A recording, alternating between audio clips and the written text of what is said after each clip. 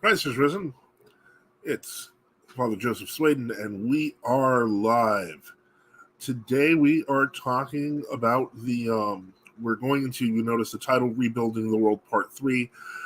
If you are familiar with the previous two episodes, I talked with Bishop Enoch in the first one and Father Antonio Salter about the second one, and we were talking about kind of life after life. And what I mean by that is not the afterlife, but we're talking about in the modern world what's happening with the alleged Great Reset, what things are changing, and how we as Orthodox are going to adapt to it. One of the things that I avoid is things like apocalypticism, not because of the fact that I don't believe in them. Of course I do. I simply don't think that that's what's happening now.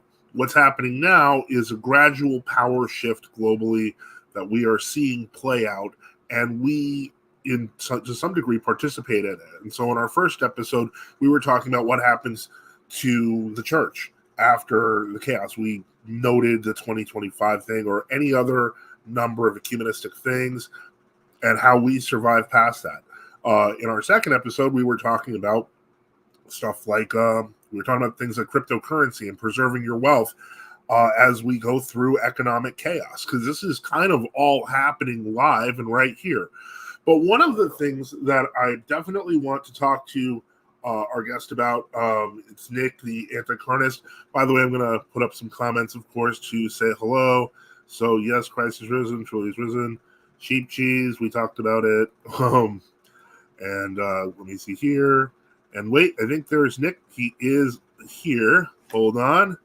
Hey, how's it going? Hey, what's up? Hey, did you get a haircut? Yeah, I did. Wow. Okay. Well, anyway, yeah, there is. What do you mean no description? No, there is a description. It's there. We have been talking about, basically in this episode, what I was looking at is kind of what happens to food in the future. We know what, for example, the elites, etc., are planning and that sort of thing. But what interested me, and I'm going to put this up because it's kind of weird how we got here.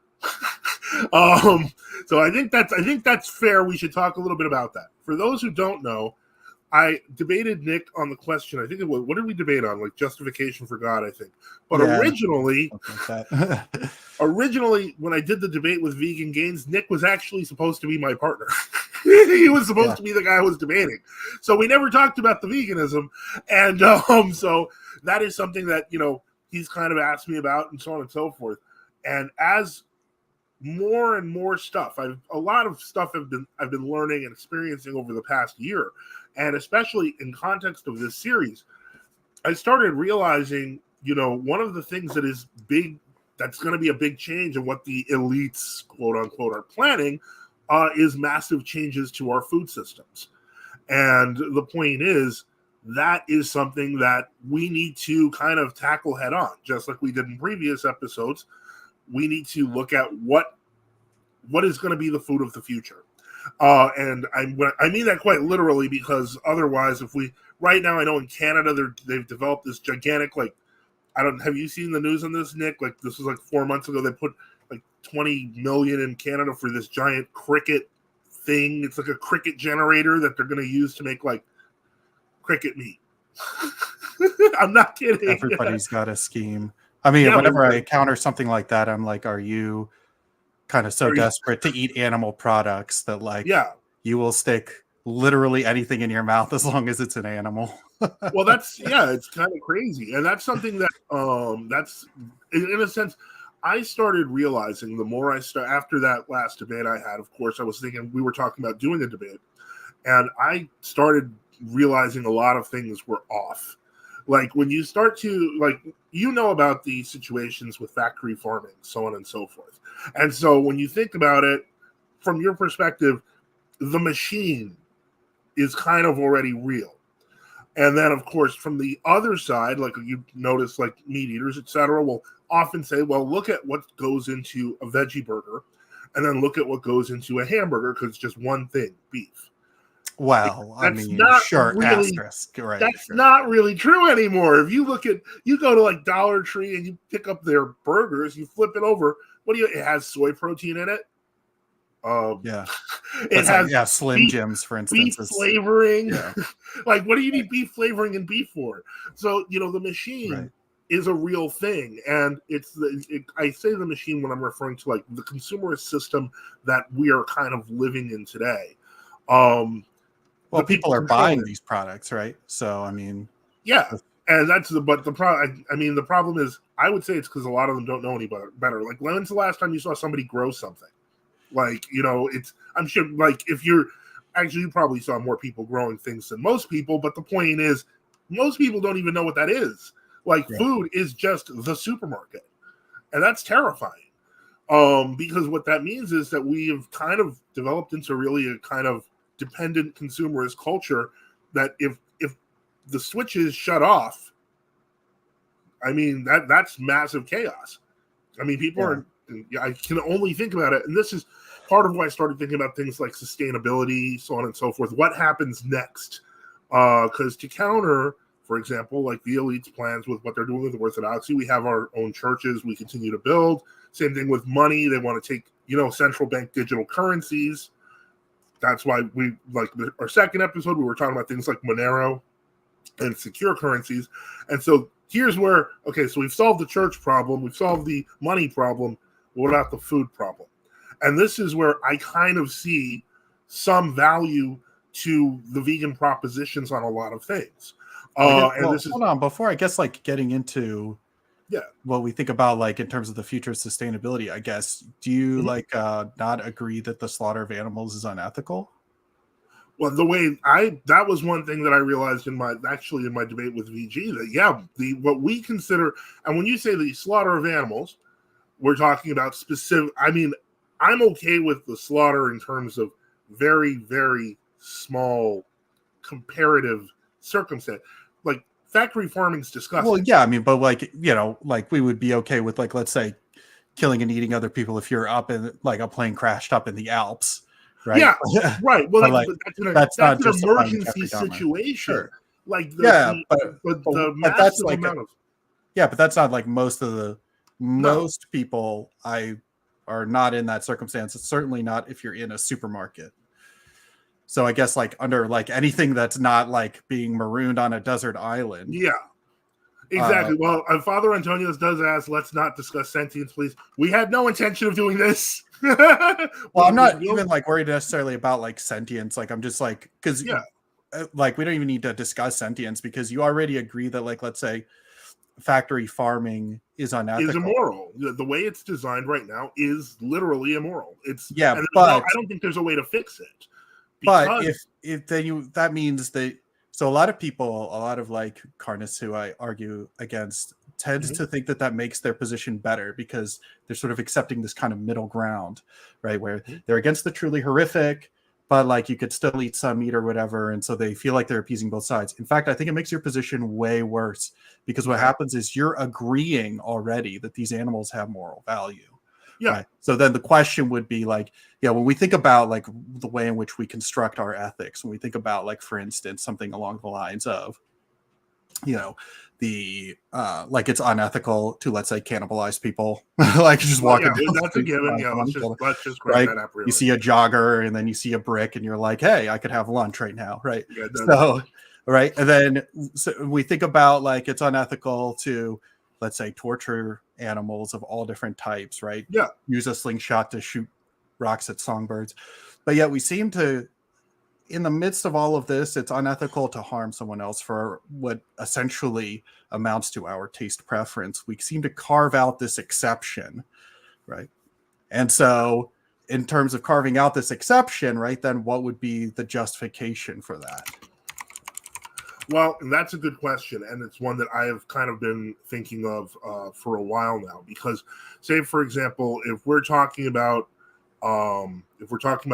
say, killing an animal that is past its own thriving rate, for example, it's old. If it doesn't have quality of life left, sure. Right. Again, so we do quality that for humans too. Yeah. So that would be like that's a great example of a justified exception. Okay, this being has no quality of life remaining, whether we're a human or an animal.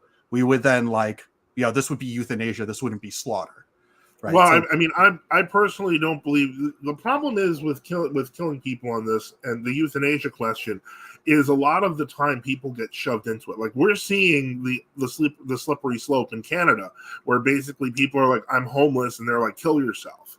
Like that's So then that's completely fair too. Yeah. So, but I mean, so setting aside that where there's no quality of life remaining, like objectively within any potential, right? Like that represents approximately, I'm going to say 0% of animal consumption, plus or minus. Well, that was what we were talking about with like the hunting overage, like deer that are a potential threat. I did want to clarify one thing. But when we look at hunting numbers, though, for people like in North America, at least, like when we look at the amount of deer that's consumed, it's about a pound of meat per like human living on this continent. And so that would represent, like, if you were to say, well, we're going to justify that, first off, let's even set aside how much of that is actually ecologically friendly and how much of that is just for sport, how much of that actually has the intentionality of like preventing some downstream problem, right? Then you would still be saying, well, I want to, my solution to going 100% vegan is, hear me out, go 99.5+% vegan, right?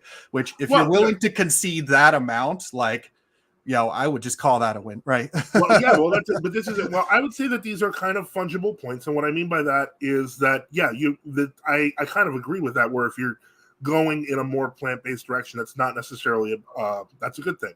But what I was going to say is that what I mean by fungible is that, like, for example, let's say people start just eating hunted food. Let's say people just go back to more nature. Now what happens is people are more localized at home. They're not using their cars as much. So there's more deer that aren't killed by cars. Because a deer that's hit by a car isn't edible. You can't. So the point is, now there's more deer. Now there's more people eating those deer. So the numbers won't change that much, but they can change, is my point. What I was getting at, and actually I want to cover this first because there is a video I want to kind of look at with you, and that is let's get this out of the way first. Is veganism a religion? I would say it's the opposite of a religion.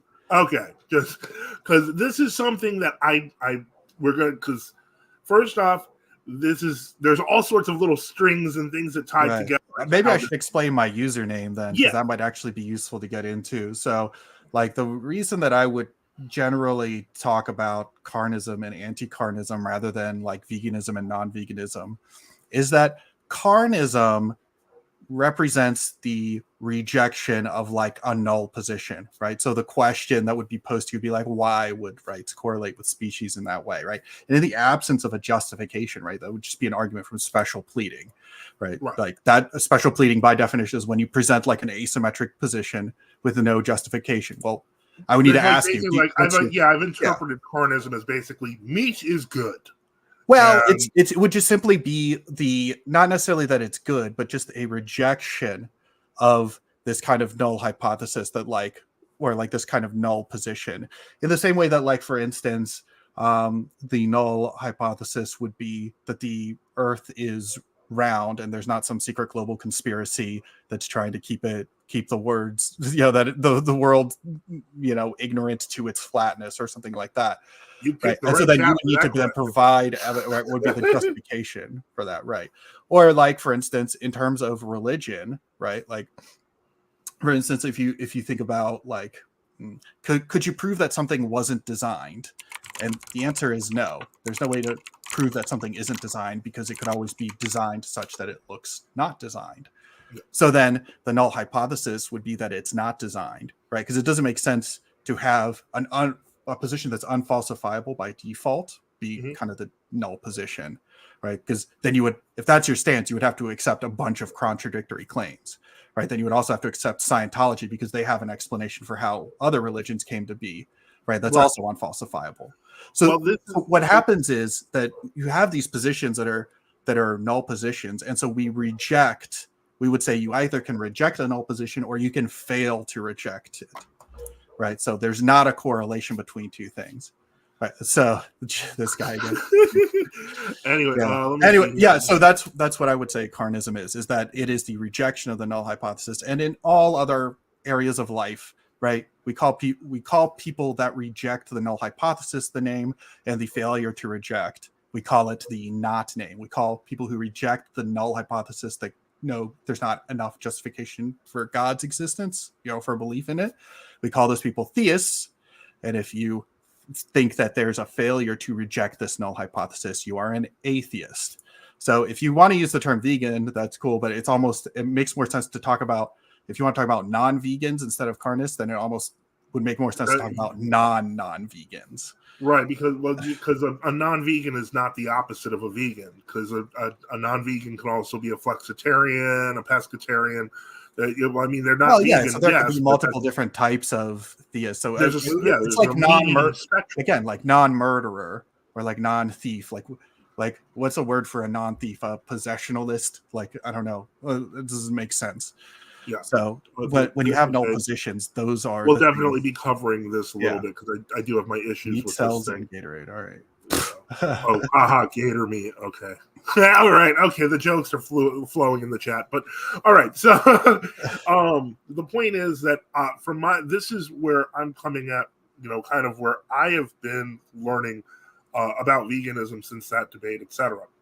And what I learned was that modern veganism, to a large degree, is more philosophically based than it is viewed as kind of a religion. When I was growing up, and I'll just name say my age here. I'm going on 50. Veganism was kind of tied to hippie chicks who worshipped Gaia, and so the point is, a lot of the guys who joined it was like the Tommy Lee, Pamela Anderson situation, except in macro. Like, it was literally like, okay, she's like an earth worshiper, and the guy would be like following along, so on and so forth. And the point is that people who were involved, and I'm not saying all vegans, but there was the common perception. And it was the same with like atheism is. Like atheism's a cult. It's like, okay, well, this thing that has no really unifying belief except for a lack of belief in a thing, right? Yeah. Like, I mean, technically, like, even if you think about it, like Deepak Chopra, you could be an atheist and believe in like Deepak Chopra or something. So it's he's just, there's not even like, I mean, technically those are naturalistic explanations. I mean, they're bogus, but whatever. Yeah. But I mean, so in the 90s, I feel like there was this whole like satanic panic of like, I went to a Catholic school and it was like, oh, these atheists are trying to get the Eucharist, crackers and burn them or something. It was like, I don't know. There was like a whole. That actually happened with groups like the Church of Satan. For some reason, they did stuff like that. Okay. Well, maybe I'm not up on my like full demonstrations or whatever. But there's all sorts of. That's a rabbit hole I really don't want to go down, because talking about ritualistic sacrifice, that's a whole episode. Anyway. But my point was that when people came to Orthodoxy, many of them sometimes were converts from, veganism or vegetarianism. And the way people kind of treated it was, okay, well, maybe they have some secret residual pagan belief or something. I remember, and the guy is a priest in the OCA now, being told about when it was a vegan couple. And the priest asked them when they converted to take a bite of meat, because the suspicion was that the vegetarianism was based on some sort of belief, like an animist belief or something. Because there's a lot of earth-based religions, and so when people start talking about, especially the term Mother Earth, etc., it makes people nervous. Like, we're religious people, so if we hear a religious connotation, it kind of sets off our radar. But what I've discovered is that veganism today and plant-based, living today, and I mentioned the plant-based thing, like I mentioned that, kind of, that was something that developed in like the mid-2000s or early to mid-2000s. It was actually a marketing strategy because too many people associated veganism with a religion. Sure. So by making it blank, it's just eating plants, people were like, hey, that makes kind of sense. And so the point is that the reason I bring this up is because the video that I shared with you that I want to review, he actually makes the distinction in the description, which I thought was hilarious, because to condemn the religion of veganism, and then he puts in the description, but plant-based stuff is okay, because he knows what's going to happen. And I'll explain, is that the Orthodox tradition largely respects vegetarianism, and to a large degree, at its highest levels of monasticism, respects what we would consider akin to veganism, or even, in the case of St. John the Romanian, I think I brought this up in the debate, level of fruitarianism, which is considerably more difficult, but you have to be like a really I wouldn't suggest a diet of purely fruits. I think you would miss out on a lot of essential nutrients. The way it works is, in the monastic tradition, those are really old men. They're not growing anymore. Yeah. The development stage is kind of over. And they're usually, by the time you get to the final level, it's literally a person just communing every day, and that's all they're eating. But that's not common. But what is common is our fasting tradition, which, as I mentioned, half the year we don't eat meat. We can technically eat shellfish if we can afford them. However, the truth of the matter is, if you're a modern faster today, and this is something to keep in mind, and I tell people to keep in mind in the future, it is incredibly easy for us to follow the fast because of the contributions of what vegan and plant-based people have brought to the table. I can now go into a Burger King, order a burger, fries, and a drink, and it's completely vegan. It's crazy. But that's the point, is when you see that these are positive influences in Orthodoxy. So to see that kind of, to see it attacked concerned me. And there were people who actually wrote me and they said, why are they, I don't know, you've heard about the carnivores, right? Oh, like people who just want to eat like salt, meat, and water. That's it. Yeah. They just want to eat meat. And the point is, there was a subset of Orthodox converts who got really big into this carnivore thing.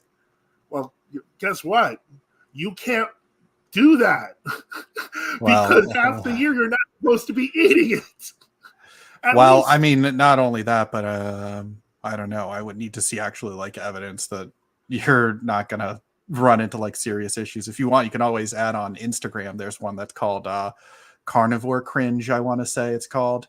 And it's literally just like people with, like having the like screenshots of people's posts on various groups saying basically, I've been trying to like just eat meat and I don't know. I'm not doing well on the diet. There's the famous lady, the daughter of the philosopher guy who just eats like a raw steak or something. Oh, yeah. Michaela Peterson. Yeah. Okay. Anyway, the point is that, I've heard ridiculous things. I'm never, ever, and I cannot say that any Orthodox Christian can ever, in good conscience, sit there every day and eat a pile of raw meat. I think that's demented. And then, this is also true. The issue is more nowadays fasting in the spirit of the fast rather than going nuts with huge amounts of decadent fasting food. Some call that speeding. No, that's also true, though, but it comes back to that consumerist culture. If you think back to, say, 1950, the amount of meat used in a McDonald's burger, which was 1.6 ounces, now the average of a person's eating of a burger is anywhere from a quarter to a half pound. It's literally like tripled, if not quadrupled. We're eating way too much. People replaced fruits and vegetables with more meat. Exactly. And the healthy eating that believe it or not, I tend to think, and I think I mentioned this to you, Nick, I tend to think that now the way I see it is that to some degree the vegan movement has kind of risen as a response to this twisted, over-consumptive kind of society that we live in. Yeah, that's possible. I mean, everything's in excess. You're eating too much. You have no feeling towards the animals that you're slaughtering. It's all about more stuff. Right. And it's horrifying. So that's why when I encountered this video, which I'm going to put on the screen, I was shocked. Well, let's back up real quick. So, like, I guess, would you accept that the slaughter of all animals is like just de facto unethical?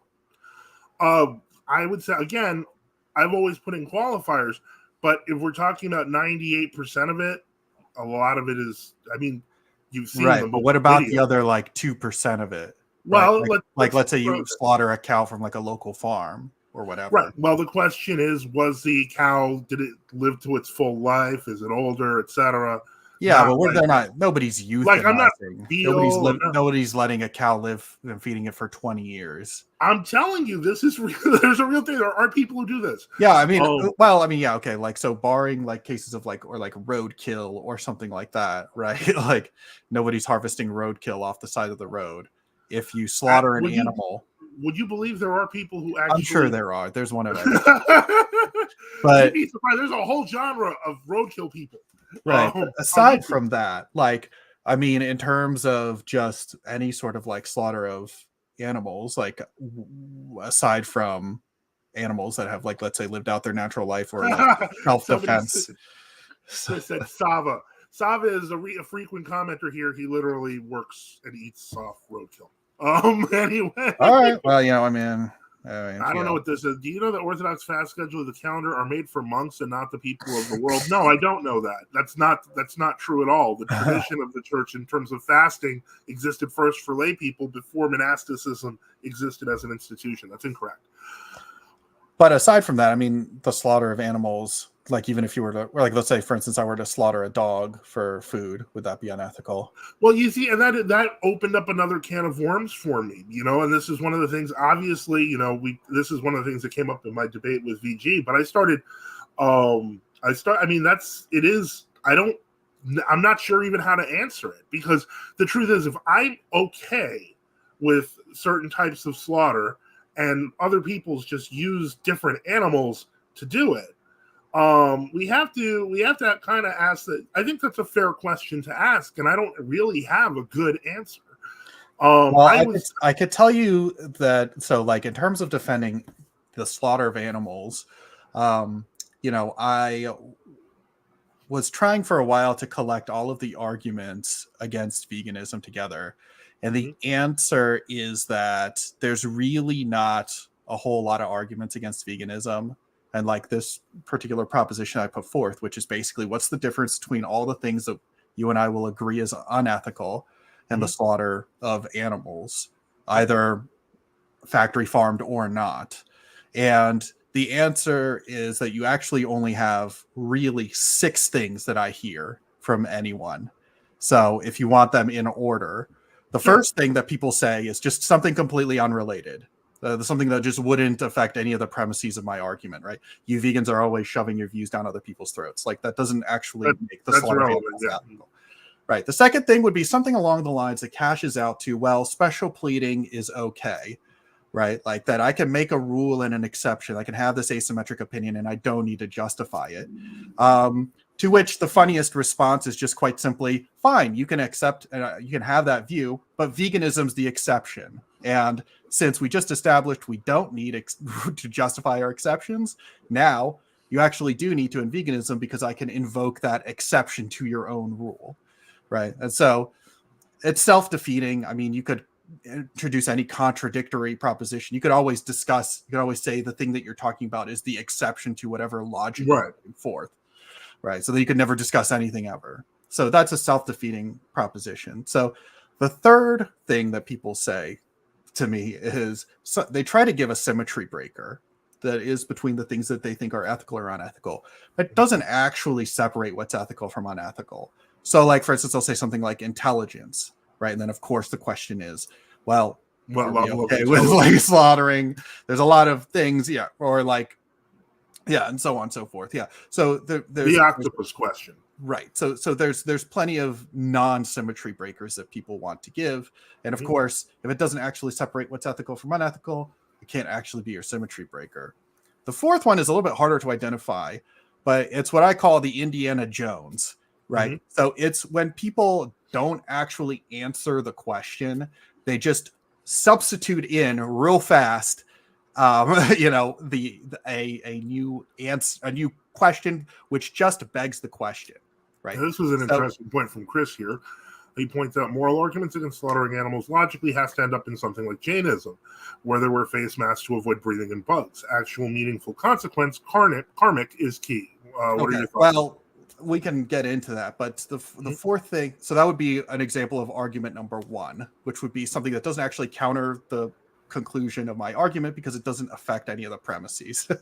So the fourth thing, so people just Indiana Jones in something new. So that would be like it's my theology that allows me to slaughter animals, right? Which doesn't answer the question, right? Because the question is just to then one step forward. Okay, then your theology would just be special pleading then, right? You've just named your position. You haven't actually made any meaningful progress. The fifth thing is just some kind of, I guess I would say it's like some kind of disaster avoidance or something along those lines, but it falls apart immediately when you ask for any proof. So one great example is the desert island. Well, if we take a look around real quick, that falls apart on empirics because we're not on a desert island.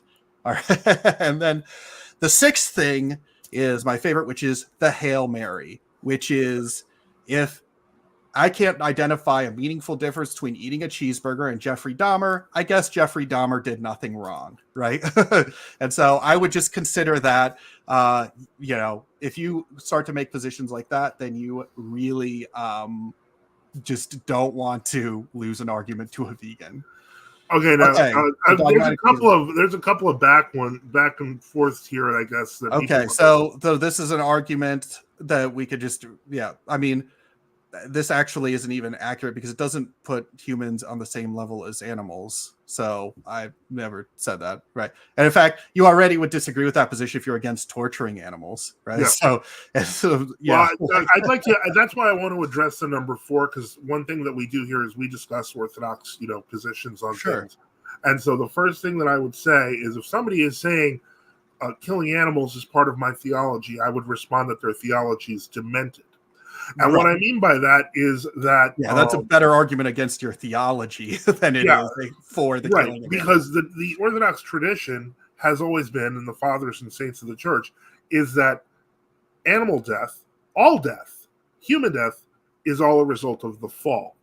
And that before the fall, human beings did not eat animals. They didn't slaughter animals. It's considered a consequence of our own death and our own tendency towards killing. As a matter of fact, if you look at what the fathers actually teach, people didn't start eating meat until after the flood because of the fact that the vegetation was still sufficiently nutritious that they did not have to eat meat. So even if we're saying, we're not even talking about like going back to before the fall, we're talking about just going back to before the flood, people were not eating animals because it was considered immoral. Well, it's even easier disproof than that because you don't even have to get into theology. I mean, let's say, for instance, we had all of like our logic and all of our wisdom and all of our like mental acuity told us that something told us a particular conclusion, right? And then a necessary part of your theology is the rejection of that, which all of your logic is telling you is like consistent, is like logically consistent, right? Like if your theology were telling you that, then like obviously you should either reject or adapt your theology to match like something that's actually logically consistent. I hate to say that's something a cross between number 4 and number 6. It's like everything I like God says is okay, which is not. So then, of course, then there's always that question.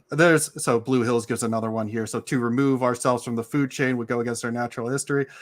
Yeah, I mean, the food chain would just be argument number 1. It wouldn't affect any of the premises unless you wanted to say that it was somehow unhealthy.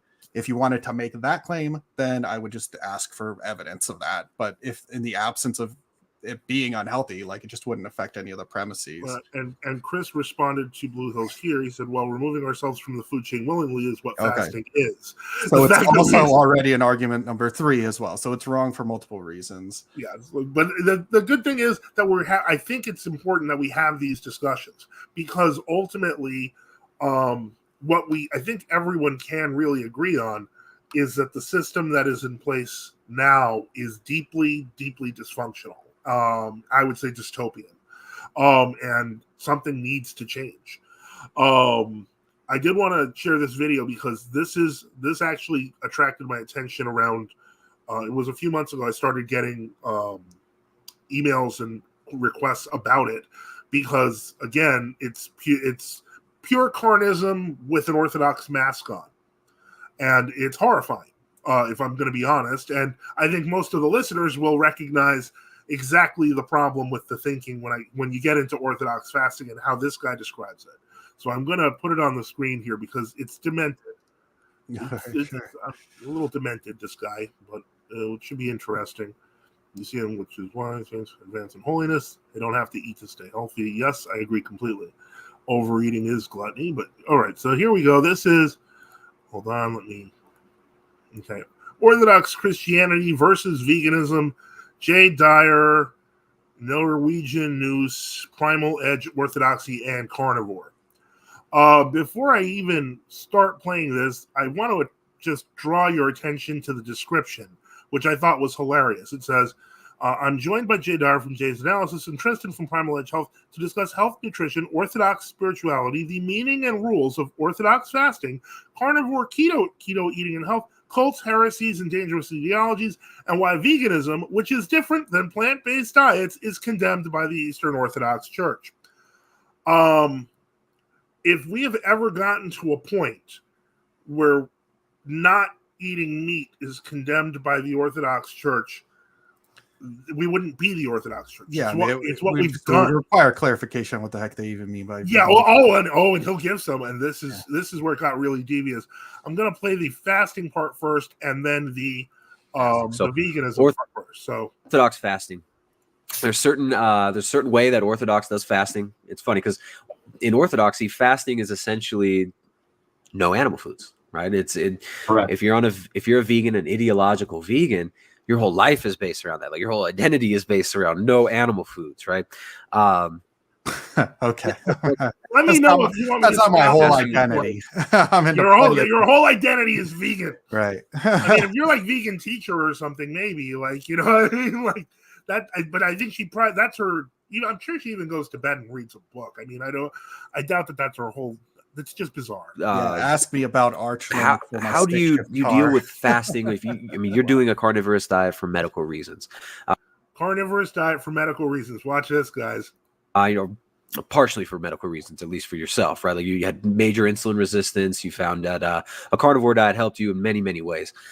Your wife had an incredible, reversal of her health, reversal of major infirmities using diet as a tool. So how would you and your wife go about doing the Orthodox fasting when you have this dietary pathway that you've been doing for so long? How does that work? How does that work? So it's so easy for us people to fall into a sort of pharisaical legalism. Pharisaical legalism. Law and rules for the law and rules' sake. And that this kind of dogmatism.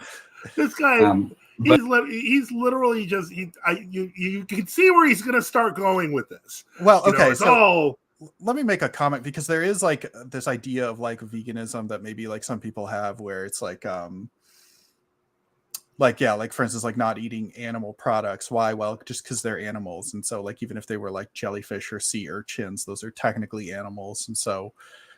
Despite the fact that they lack any neurology, like that would be unethical. But I mean, you can't have something that's unethical towards a consciousness that isn't there, right? There's no neurological activity.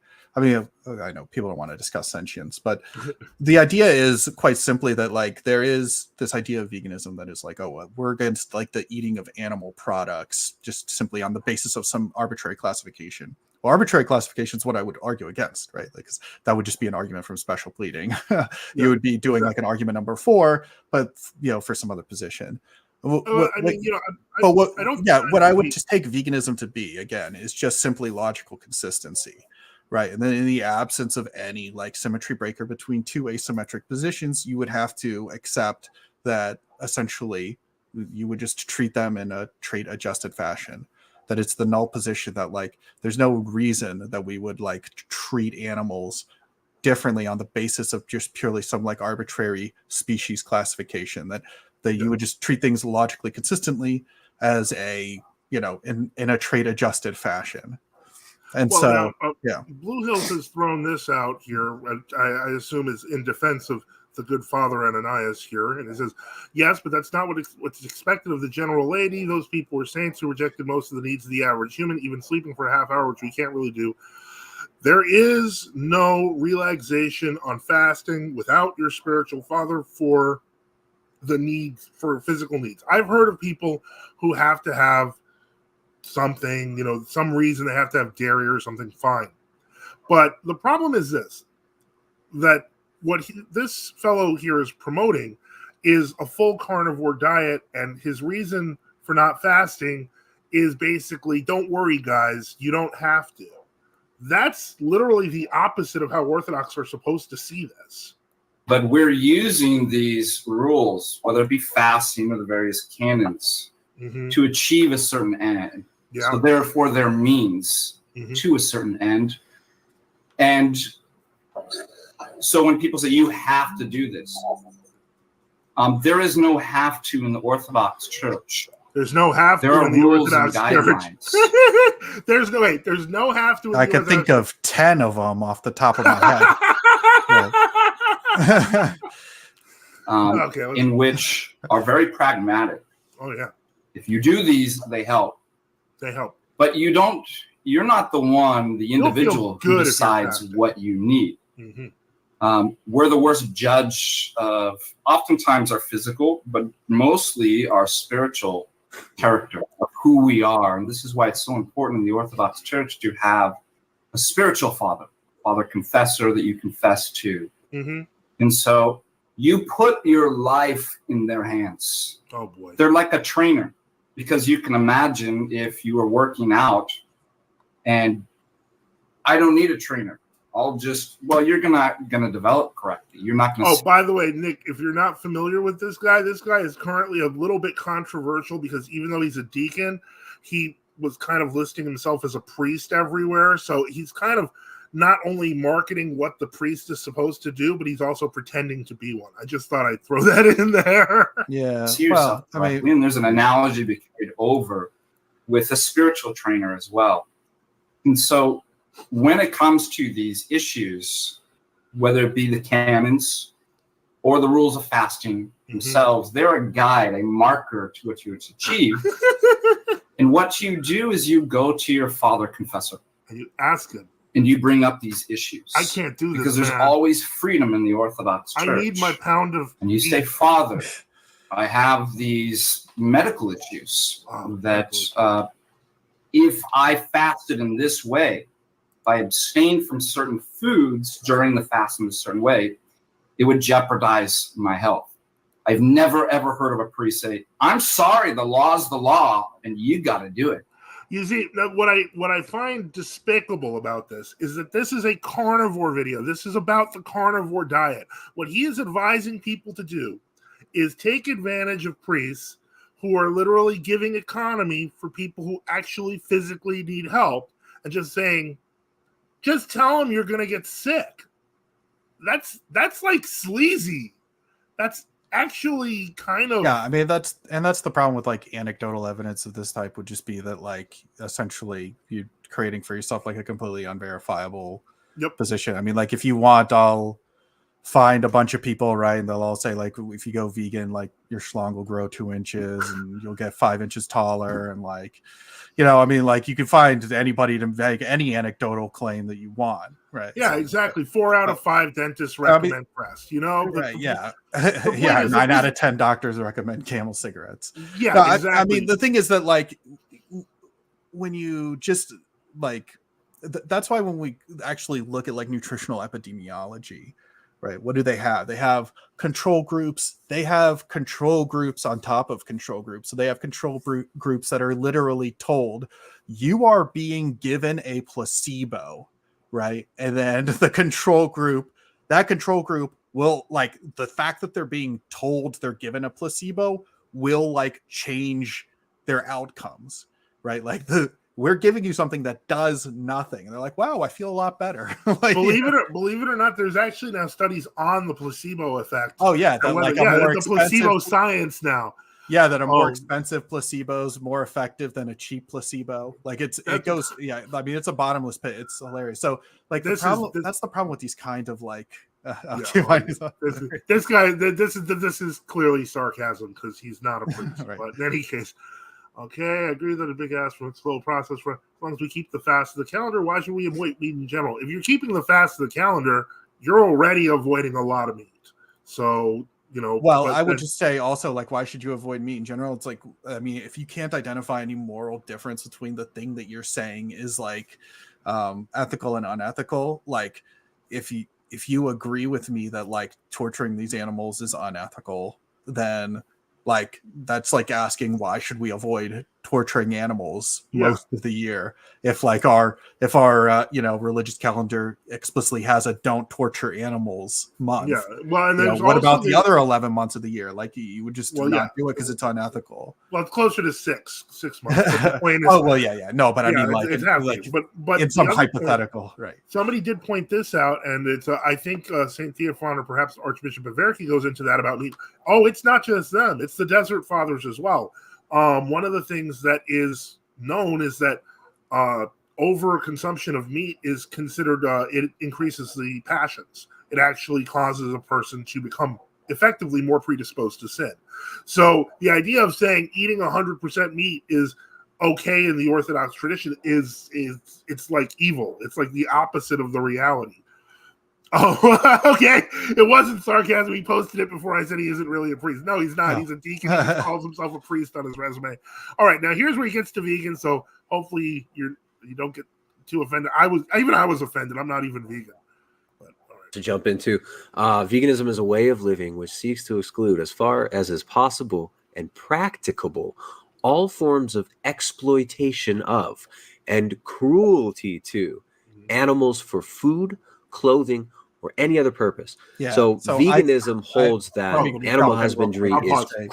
Let me just jump in and say that that's like a terrible definition because it's like it does all the things wrong of a definition of like not actually clarifying anything, while like also leaving this kind of like weird thing. Like if you just like consider it for a moment, like from just a logical consistency perspective, like if we found some sentient beings and like we didn't classify them as animals, then like their slaughter would be permitted, right? So like we were trying to avoid the S word. Anyway, let's continue. Right. So I don't think that's a particularly good definition, but like it's not. But it's what I would just say is like I think it's just like a position of logical consistency and asking someone for justification for differences. Trust me, Nick, it's gonna get worse. Yeah, sure. Cruelty, exploitation, and is inherently bad, right? So it's if you're a shepherd, and you're using your animals for wool to make clothing, if you're using the animals for food to feed your family, this is cruelty and exploitation, and it is bad. And just another thing to the point that you were just making. Go ahead. Yeah, they won't eat honey either. But that's exploiting bees. Yeah, so it's not about diet. I've never heard about vegans and honey. Is that? Yeah, I mean, I guess like so. The thing is that like there's a concern. I'm actually kind of on the fence about this. I'm somewhat agnostic about it. I'm pretty sure there are some vegans who eat honey. I know that for a fact. Yeah, so at the moment, I'm not particularly convinced by arguments regarding like the moral value of bees, but I do know that like because primarily I would need to be given a definition of a brain such that bees have one, it's an insect, and you and I each only have one, right? And if you just want to start including any ganglia that you have, it's like, okay, well, like you and I each have like 50 brains in our body, right? So like, I don't think that counts. Father says no because we're kind of the S question, but like you start to like if you chop off like somebody's arm, then that's. I'm going to be honest. I think with the NWO slave agenda is going to affect a lot more than vegans. Veganism is an NWO slave agenda. Okay, well, New World Order. Position of logical consistency. So I don't know what that could possibly have to do. Like I told you there was going to be some fireworks here. Okay, torture is obviously sick. Yeah, Kris says no one is advocating. Right, and so then the question is, what is the primary difference then between torturing animals and killing them? Eat the bugs. No, we're not eating the bugs. The honey maybe, but not the bugs. We're not here saying, oh, vegans are bad because they don't eat meat. They're so lame. We're so cool because we eat meat, and vegans suck because they don't. Like, that's not a position that I hold. That veganism inherently, the movement of veganism is an ideological movement with a philosophical foundation that inherently rejects Christianity, rejects God, and goes directly against scripture and the truth, right? So that's veganism. Is there any truth to this?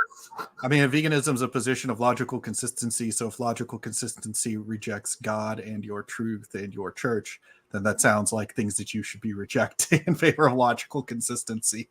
Well, my question is this, though, is that, I mean, because basically his position, his position is definitely not your position, because from what I understand, you're basically like more of a logical atheist. It's the question of the demonstration of God has not really been something that has actually been deeply discussed. So the term that I've sort of come up with that I think kind of like best describes my position, really clarifies things, is to say that I'm an iso-gnostic. So that would mean, rather than saying like, oh, I'm agnostic, which would mean it's not properly defined, or agnostic, which is that we have no knowledge. We actually do have knowledge. Mm-hmm. And the answer is the knowledge that we have is iso. It's the same knowledge that we would expect to see if for instance, things weren't designed, right? So again, going back, right? If we think about like, could you prove that something's not designed? Right, like that this pebble was put here, it was specifically designed and put here, right, by somebody who like very carefully worked on it in their workshop, such to be indistinguishable from all the other pebbles here that just washed up on the shore, right? Like there'd be nothing you could say to that isn't some kind of burden of proof argument. Right, but here's my issue. My issue with this video is that this is not what he means. Like, he is not referring specifically to an atheistic position. He's implying there is an ideological anti-Christianity inherent in veganism, which I don't think exists, unless, outside of like the pagans that I mentioned earlier. I don't think most vegan people that you talk to have it. I would say they're more not interested in Christianity. They may not know about Christianity, but certainly they're not actively opposing Christianity, is my point, which is what he is implying. Yeah. So it says, if you don't know the difference between torture for sadism or interrogation versus slaughter, something's obviously missing. Yeah, well, explain it to me. I mean, and the answer is just quite simply like, you've created a rule, I would hope, that something along the lines of like, don't harm others for what amounts to your own taste pleasure, right? And so that's my point, is that I think the stuff that they're promoting here is exactly the opposite of that. They are actually promoting hedonism under the guise of orthodoxy. Sure. But let's continue and see what else he says. What the problem I have with veganism, it's not like, oh, eating plants is lame or anything like that. It's just, you're telling everybody that they need to give up their animal foods. You're telling everybody that they need to stop eating animal foods and stop using animals for clothing. And ultimately, if you want to be really consistent in veganism, you're going to be a transhumanist, right? The real hardcore vegans, the real consistent vegans are actually transhumanists. And if you talk to some of these vegans, they say they want to eliminate death altogether. They don't want. You want to jump in on this or keep going? Well, you'll find, so there's quite a few people. There's a guy that's named the Nutrivore on YouTube. You'll find him. He has actually quite some. There's a whole variety of positions here. Obviously, like these have more like things that they presuppose baked into it, and I wouldn't necessarily think that there's any of these assumptions. I mean, there's anti-natalist vegans. There's anti-natalist, and there's pro-natalist vegans, so people who think that, like, in fact, you should, if you want to be as vegan as possible, you should be having as many kids as possible. So actually, that's my target audience, right? Yeah. So there's because like someone like the Nutrivore, the argument he makes in a nutshell is essentially like, I think it might be kind of like what this guy thinks, but I'm pretty sure this guy's about to caricature it. And by the way, if you want to, badly, there's a lot of meat-eating transhumanists. Yeah. So I can I don't know if you want to, you can post a link to the chat, and the nutrivore, if you want to debate him, like he will gladly debate you. What is the nutrivore's position? So he's a vegan that takes like the sort of ethical vegan stance that's similar to mine, although he doesn't necessarily state it in terms of like a null hypothesis. His name's also Nick. Another Nick the yeah, another Nick the vegan.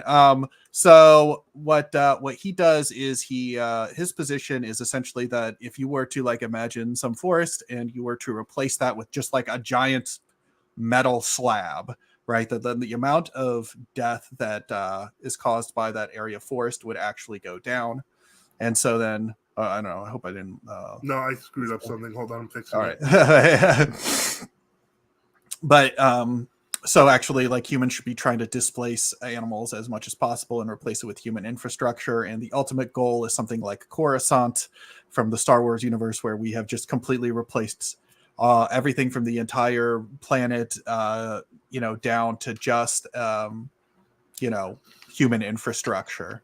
And so that's kind of like his position on things. So I think that might be what this gentleman's about to get into. I don't know. I wish I could grant him that. You're being far too kind to him, because I think he's just lumping all vegans together like this. Yeah, I'm sure that he's probably just going to draw like a caricature to it. Primal Edge. Yeah. I think I know this guy. I don't know if he's ever debated Nutrivore Nick, but yeah, you totally should. They could fight each other. That would be interesting. But let's see what else he's going to say. Animals eating any other animals, and guys like Peter Singer. Who's the other guy? The guy who started Humanity Plus. Pierce, David Pierce, Pearce. These guys are.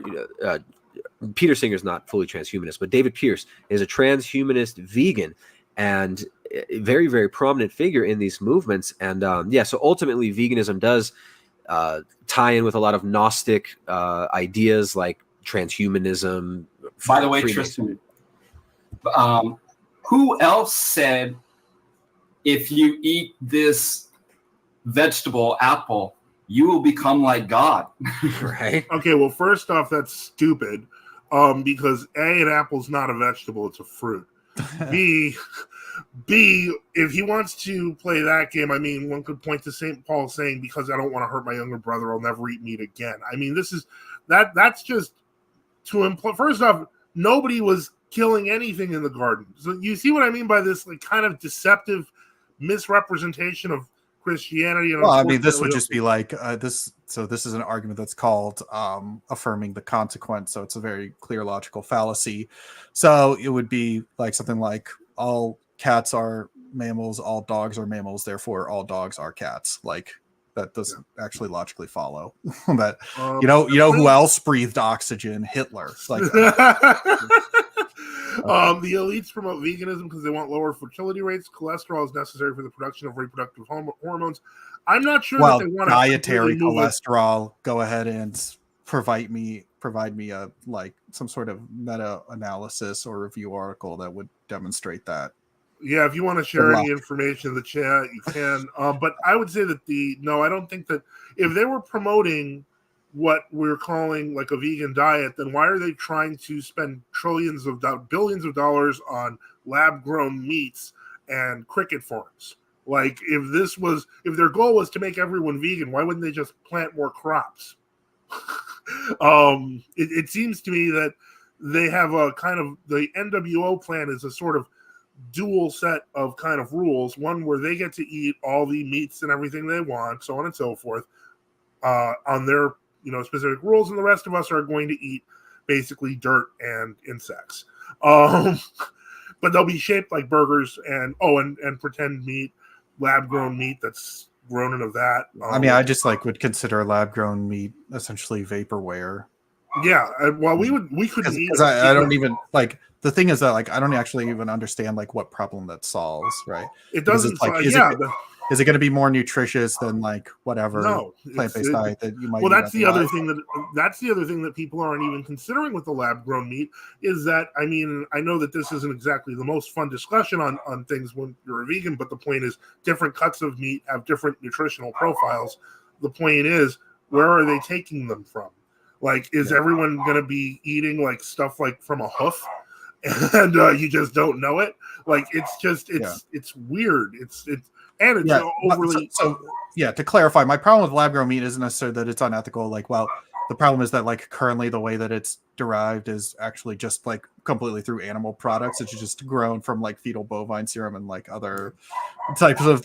So like it's not really actually like an ethical product. But like let's assume that you could have some sort of bioreactor that was let's say you could get a hamburger that was designed in a lab and was flavored to look exactly like meat, and wouldn't you know that you can already go ahead and buy any of those products that you want on any shelf of your grocery store. I mean, but you can do that now, like right. So I mean, like skip the $1 billion stuff and get a veggie burger. Right. So why does it matter that like it was grown from? I mean, I think it's honestly, if you just want my opinion on this, it's just a way to like kick the can down the road, right? It's just saying like, well, I can't be vegan because lab-grown meat doesn't exist. What am I gonna do? Like, you wouldn't wait for like again, if you don't have any argument as to why it's ethical, then like, I mean, you wouldn't wait for like fully 3D smell-o-vision school shooter to come out to not shoot up a school, right? Yeah. Like that you really like need to like feel the blood and guts of like the people that you're shooting at. So like, and you need to have it smack you in the face, So anyway. All right. So then well, the problem is that like the definition of special pleading is when you provide an asymmetric position with no justification, just straight from the Rational Wiki. So how can I know that you don't have a justification unless I ask you, and after that you come up empty-handed, right? Okay. Now this person is arguing dietary. I don't know that that's necessarily true. I mean, okay, so the first one, the first sentence I would just ask for evidence of that. The second one is completely irrelevant and not actually a demonstration. Yeah, and weren't we just talking about vegans? Like, that's anyway. Okay. And veganism is for people who renounce life. Obviously I don't believe name calling. It's not even an argument. So, right. Well, and you will never die. You will surely not die. But the Seventh-day Adventists want to go back to the Garden of Eden diet, and they believe that going back to the Garden of Eden diet pre-fall, where there was no death. First off, it's not the Garden of Eden diet; it's the pre-flood diet. But if the Seventh-day Adventists, being heretics, believed it was just the Garden of Eden diet, because in the Garden of Eden, no one had to actually eat anything. But that's beside the point. I don't even know if they admit that, if they believe that there was no death before the fall, but they want to go back to the Edenic diet, and that is part of their very, very contradictory to Orthodoxy dogma. And the Garden of Eden diet, it's ridiculous, right? It's this like Luciferian idea that we, through our actions and through our diet, we're going to purify ourselves and we're going to become as gods. We're going to become we're never going to die. It's crazy. I'm pretty sure. I mean, does this sound like veganism to you? I mean, it just sounds like affirming the consequent. Who else breathed oxygen? Hitler. Like, nothing else to like respond. Let's see. Okay, one thing I wanted to add too was that a lot of what goes on in the fallen religions is the inability to understand evil or what the principle of evil is. So this will relate to the way that we're talking about ethics. And what most of these religions do, contrary to our view, which is very unique, is that they'll attribute to evil. I'm not sure who Kris is upset with here. Maybe you, maybe somebody else. Yeah. So basically, the fact is that like we have a rule that seems like we're establishing. We have like an asymmetric position here between this rule of not harming others for our own gratification and this exception, which is the slaughter of animals, right? Which, unless you want to believe that slaughtering ending an animal's life is not harming it. Okay. Which, again, you wouldn't believe that for humans or like for a lot of other, like, anyway, we could get into like, baby dolphins or something. Well, I think this is a good, this is probably, the point is this is an awful video which misrepresents a lot of things. Well, I mean, just to respond to Kris though, like, so that would be, that's what we want to move into. I'm going to move into that rule. Yeah. So the rule is something along those lines of like some kind of asymmetric position you're establishing between the things you think are ethical and unethical. And so that's the question. Would be this is justification for that asymmetry. Well, this was part of the reason why I thought that this would be an interesting discussion, because of the fact that, okay, wait, there's more. Are you trying to say that I don't believe there's a difference between killing a human and torturing a human? Why would you assume that? No, I'm saying what makes one ethical and the other unethical. Okay. Well, one thing that we were discussing before we actually scheduled this debate was when we were talking about, okay, so assuming that not everyone becomes a vegan, what is still within the bounds of the ethical? We covered a couple of things, mostly hunting overage, which we have discussed. So if there are hunters who literally, I don't know. I mean, that it kind of like gets into like an interesting position there. I mean, I would need to see evidence that like what it was that was being done was actually like with the intent of lowering the amount of harm. And then, I mean, most people, you have to find them to be the same. No, I mean, like I'm saying, what makes killing and torturing a human unethical, or torturing an animal unethical, and killing and eating an animal ethical? Like, well, this not slimy. It's just a question. Well, this was one thing we just we've talked about ethical eggs. Technically, eggs can be gained without torture, can be gained without slaughter, can be gained without abusing the chicken. So, I mean, that's technically possible. The problem is that it's a little bit of a slippery slope. So you might imagine that like you have some chickens that you're growing, and that they're making eggs for you. And you give some to your neighbor down the road, and they're like, hey, well, let me give you something, for your chicken feed. And then you're like, oh, well, I can make some money. And then all of a sudden you start more chickens. And then, well, first off, if you have only female chickens, one kind of scratches their head and wonders what happened to the male chickens. I'm sure they don't live in, the happy farm on the other side of town. I would say this, that again, it comes from the fact that we live in the supermarket dystopia.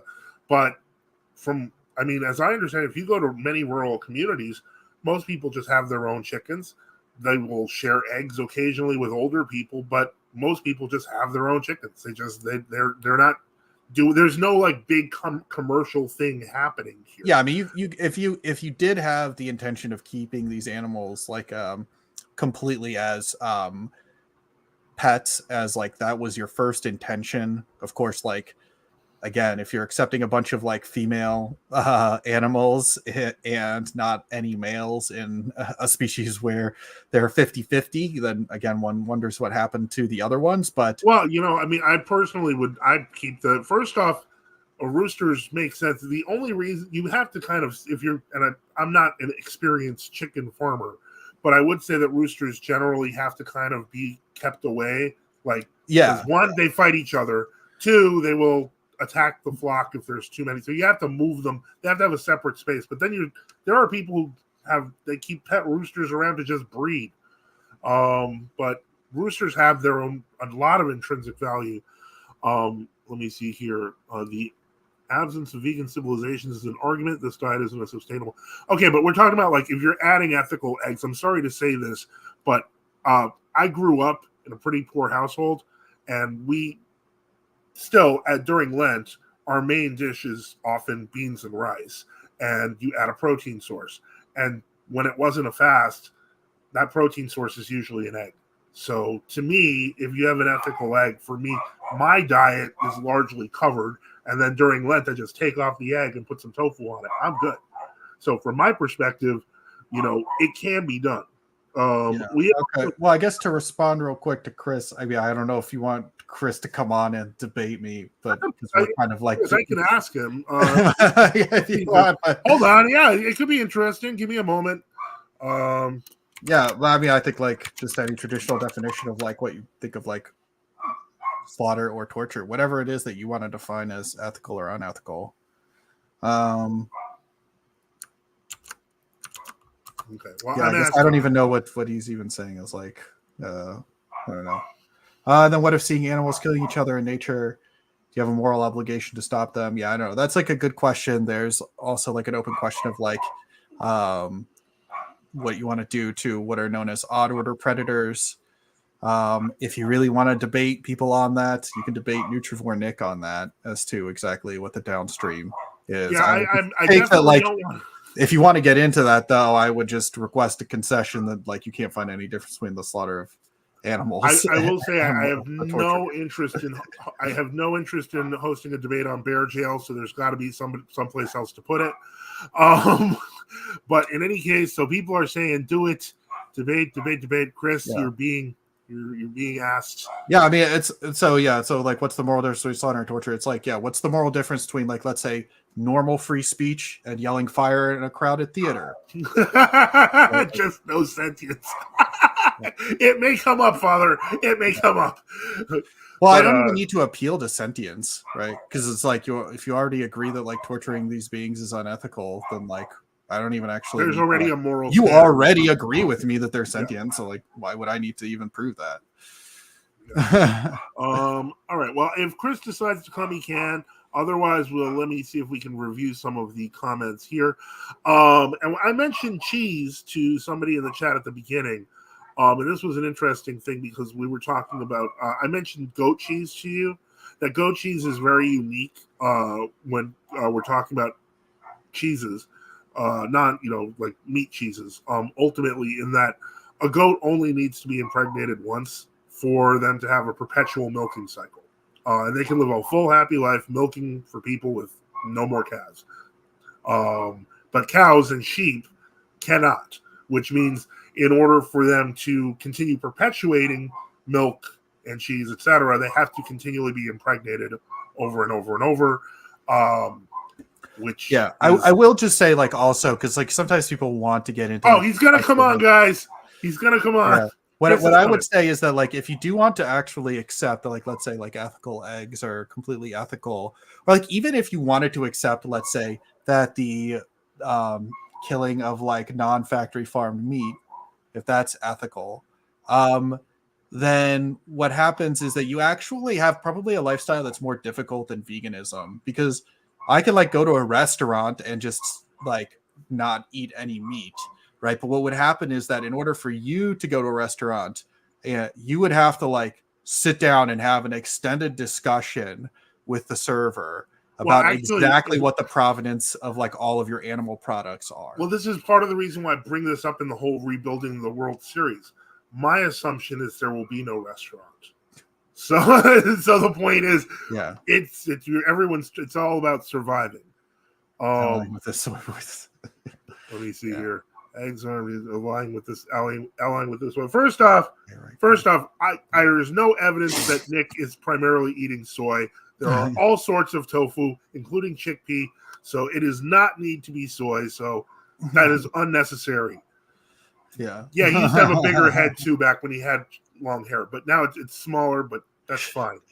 Well, actually, that was the reason I cut my hair, was that when I had it back, it just like, I don't know. I just don't have like the face shape for like long hair. I feel like I need a little bit of volume on top. I don't know. Okay. Yeah, that's fine. But the point is, that is an interesting question, because a lot of people, that's one of the biggest problems people do have, I think, practically with veganism, is the soy thing, because it's estrogenic. But there's so many other methods now. The thing is that actually when you look at like the scientific literature on it, like again, this is an argument number 5. Please demonstrate the like the thing that you're actually trying to like say is some sort of like problem is true. But the other issue with that is that actually when you look at the scientific literature, the estrogenic like activity of something like milk is significantly higher. In fairness, the milk itself, like when you actually look at like any outcomes or of any endpoints that you actually care about, you don't actually see any net negative effect on that. So that's not to say that like there's some problem with on that front of things, but just that there's if you were concerned about it in tofu, you're concerned about, and if you really want like to look at, I mean, just go look at the structures of these molecules. I'll definitely. Testosterone is significantly closer to estrogen in structure than a lot of like these, other phytoestrogens that people are, other sterol, products that are being someone created. threw that out, and then I'm going to drop off so you guys can have your discussion, and I'll be in the background.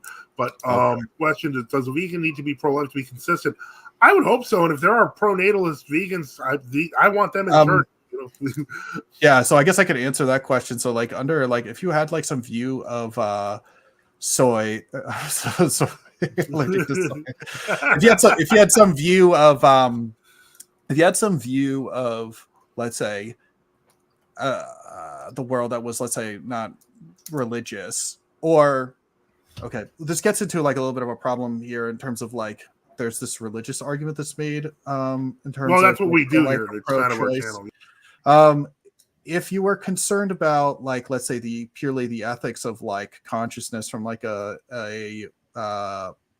from just some kind of perspective of logical consistency, what would happen is that, at least my position is at the moment, of course I'm always open to changing my position, is that you can't have any logic, you can't logically have any right granted to a consciousness that has never existed, doesn't exist, and will never exist, right? That's just not something that logically makes sense. And so until I don't know, I mean, I'm not a neurobiologist, but by any means, but it's about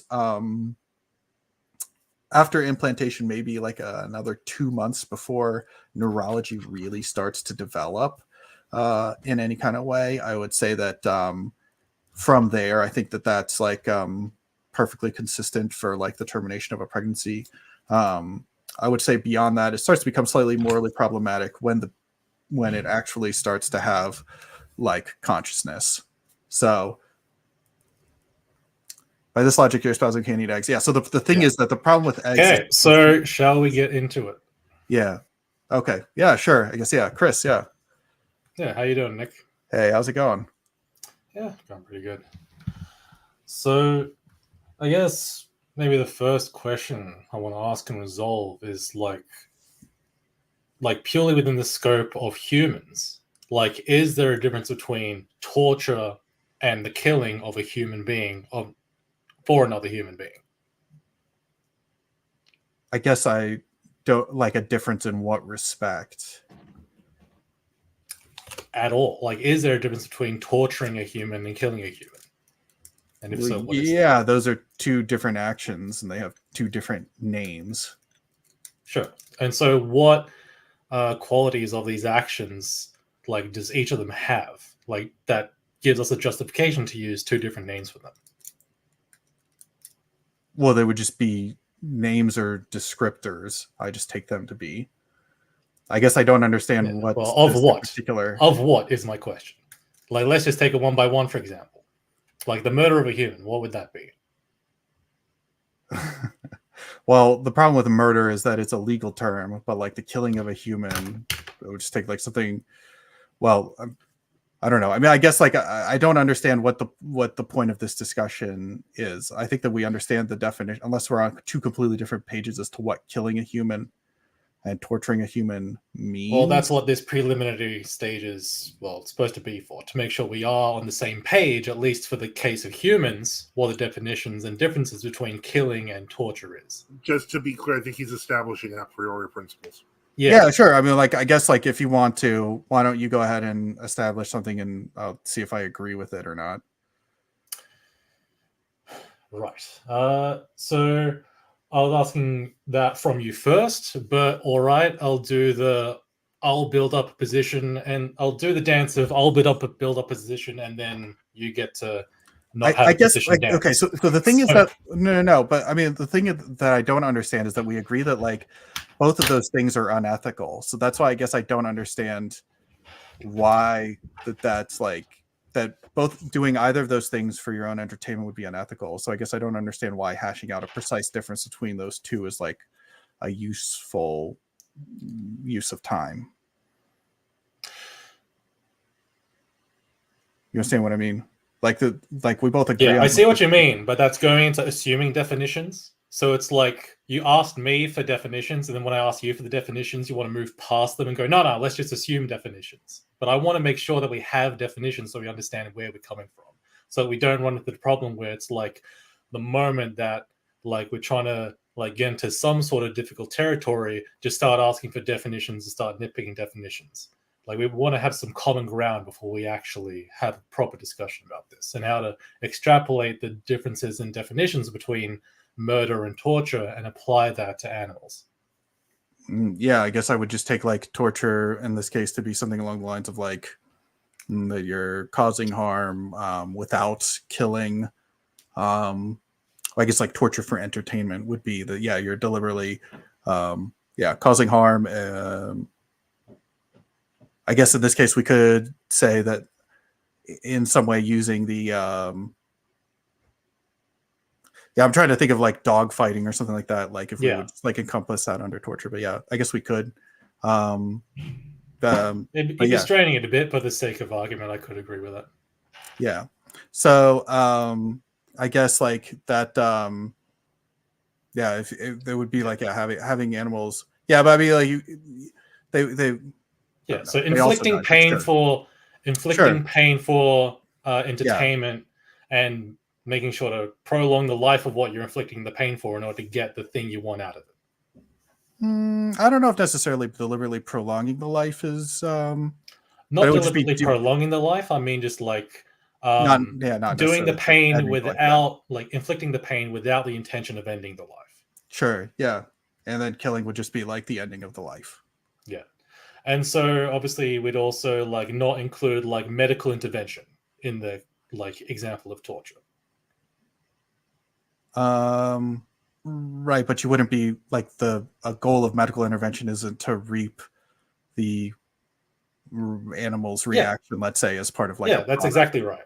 That's exactly right. Sure. Okay. So then, do you have any opinions on why there's different laws regarding inflicting torture on prisoners versus enacting the death penalty? Are you asking me like what other people's position is on this? No, I'm asking what like. So like, given that other people do have a position on this, like, well, first I'll just ask, like, what is your opinion on the death penalty? Yeah, I mean, the problem with the death penalty is that starts to get into like a practicality arguments of like criminal deterrence. Sure. And so it'll be out of scope for this definition to go into like about the death penalty specifically, but it's like, do you have an opinion of it and what is this? And then let's not go down that rabbit hole. Do I have, I guess like in terms of like, just like from like a purely philosophical perspective of like an eye for an eye, like if somebody like kills someone to like retaliate by killing them or something. Yeah. Or like in terms of like preventing future harm, I guess it would just like depend on like what the scenario was. Yeah. So then it would just be like a matter of like, so you wouldn't be against it, but it would have to be qualified. Like you can't just like kill someone for insulting someone. Or like the state can't enact the death penalty for just an insult because that would be disproportionate or whatever. Sure. Yeah, but you're not against like the death penalty just as a moral absolute. Yeah, I guess I'm not taking a stance on the death penalty. No. Okay, sure. So the reason I bring that up is because if there is a justification for the state enacting a death penalty for some sort of practical gain, like the prevention of future harm that the person could commit, then we have at least one instance where killing a human has a net moral benefit. Yeah, so that would be an example of something that isn't special pleading because you've managed to come up with a justification that is a symmetry breaker. Just like yelling fire in a crowded theater is different from other forms of free speech, right? Or like, for instance, not letting people that are so severely mentally handicapped that they don't even like respond to stimuli vote, right? Because that would be, again, like we would have a valid symmetry breaker. Right. In the case of like, let's say, or like letting blind people drive or whatever, you know, like we would have something where we say like in the case of the voting example, like we wouldn't let someone that's so severely handicapped vote because they don't actually have the ability to intellectualize what their decision they're making has an impact on like civic policy or whatever, right? So we would just get into that, right? We would just have that symmetry breaker there, that like the actual intention of voting is an expression of sovereignty. They're categorically unable to make that expression, and so therefore, also given the fact that their vote could be hijacked by others, you know, in that case, like that would be, you know, and then of course we would have, you know, we would go on from there, but like that would be an example of a symmetry breaker that you could easily come up with and develop and put forth, right? Yeah. Okay. Yeah. So what I'm asking is, what is that for slaughtering animals versus all the other things that we think are unethical with regards to harming others for our basically our taste pleasure? That would have to go into two things. One, because I'm an Orthodox Christian, have to go back to the classical argument of it was allowed by God so we can do it.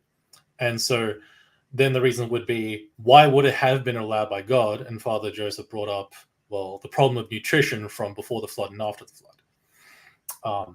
And so doing it for the sake of the sustenance of human life to the expense of either actual animal life or potential animal life or plant life, that is for our species, is a justified thing to do.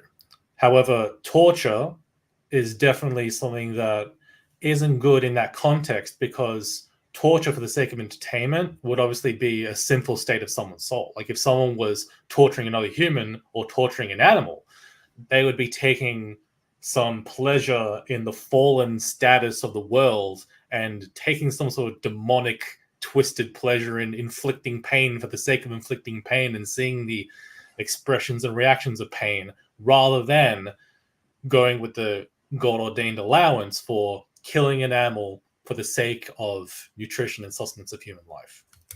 Yeah, I guess I would ask if you're prepared to defend a position that's something along the lines of eating animals is necessary for your health. I would say that it's expedient for our health. Okay, so it's not necessary.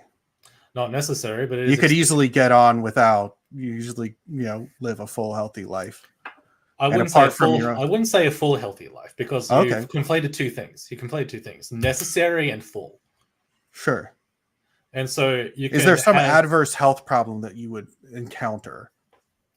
Yeah, there is. I know if you avoid specifically, I'm not asking about like maybe like some weird fruitarian diet or whatever. Yeah. A diet that is devoid of the direct slaughter of animals. Well, it's hard to eat the act of slaughter, so I'm gonna have to go with the eating. Well, the products of the direct slaughter, sure. Yeah.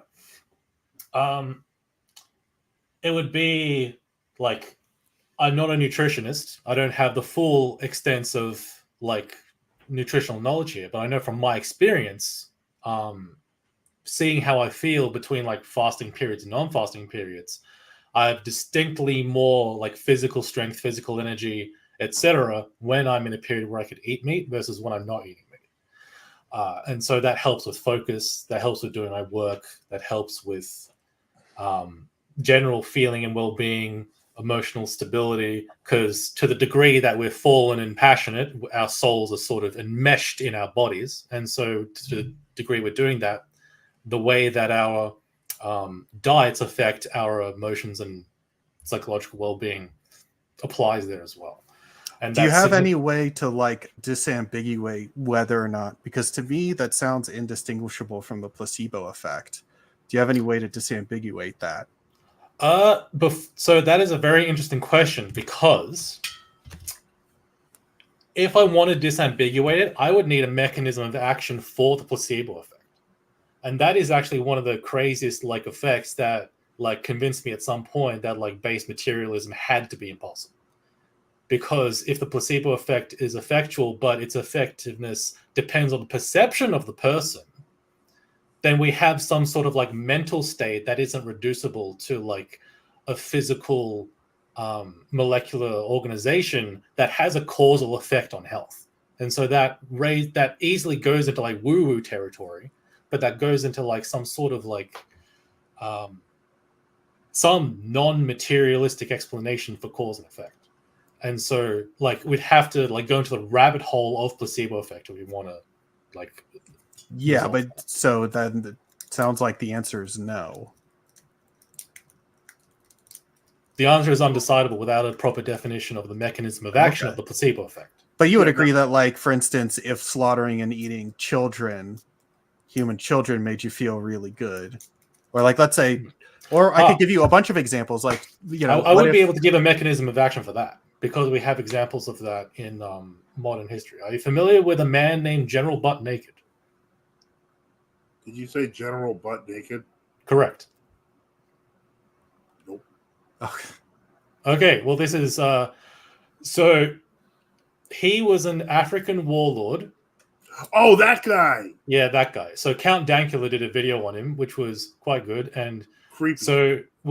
So how General Butt Naked operated, and this is attested by himself and his, like, the people that saw him and were affected by him, is that what he would do is that he would kill and sacrifice children and eat their hearts. And as a result, he would feel really good. And he would go into battle in these war-torn African lands, and bullets would phase through him, and swords would, like machetes, would like phase through him as well. So we have actually a direct mechanism of action for how eating and killing children can feel good, which is by the energization of Satan and other demons. So you think that that story's true? Yeah. Not that that was just made up. Correct. Oh, I guess I don't have any way to like distinguish that from fiction. Well, we don't right now, because the first time you're hearing it is like I'm telling it to you. So, like, if we want to go into the rabbit hole of like digging up all the history and documentation for that, that's a whole other rabbit hole. Well, so I should add, Kris, in case he's not familiar. Count Dankula does like these biographies of, you know, he calls them like absolute mad lads. So he takes historical figures, even recent ones, and basically collates all the information about them. So they're assumed to be based on real people. Yeah, and there's like plenty of like, and it's not just assumed, because Count Dankula brings up video evidence of General Butt Naked himself. Oh, by the way, he repented from doing all that after he had a vision of Christ, allegedly, and now is preaching. Thank God he's not murdering little kids anymore. Yeah, thank God for that. Okay, well, that still doesn't really answer the question, because I was asking mostly about yourself. If murdering and killing little kids, or like, let's say, for instance, I was actually answering the question because I'm providing a mechanism of action for feeling good for that evil action, right? Because you asked what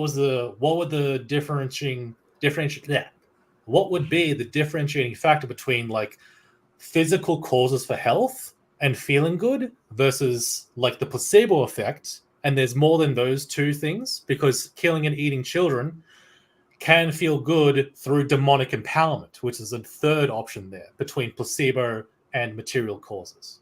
We're entering the metaphysical.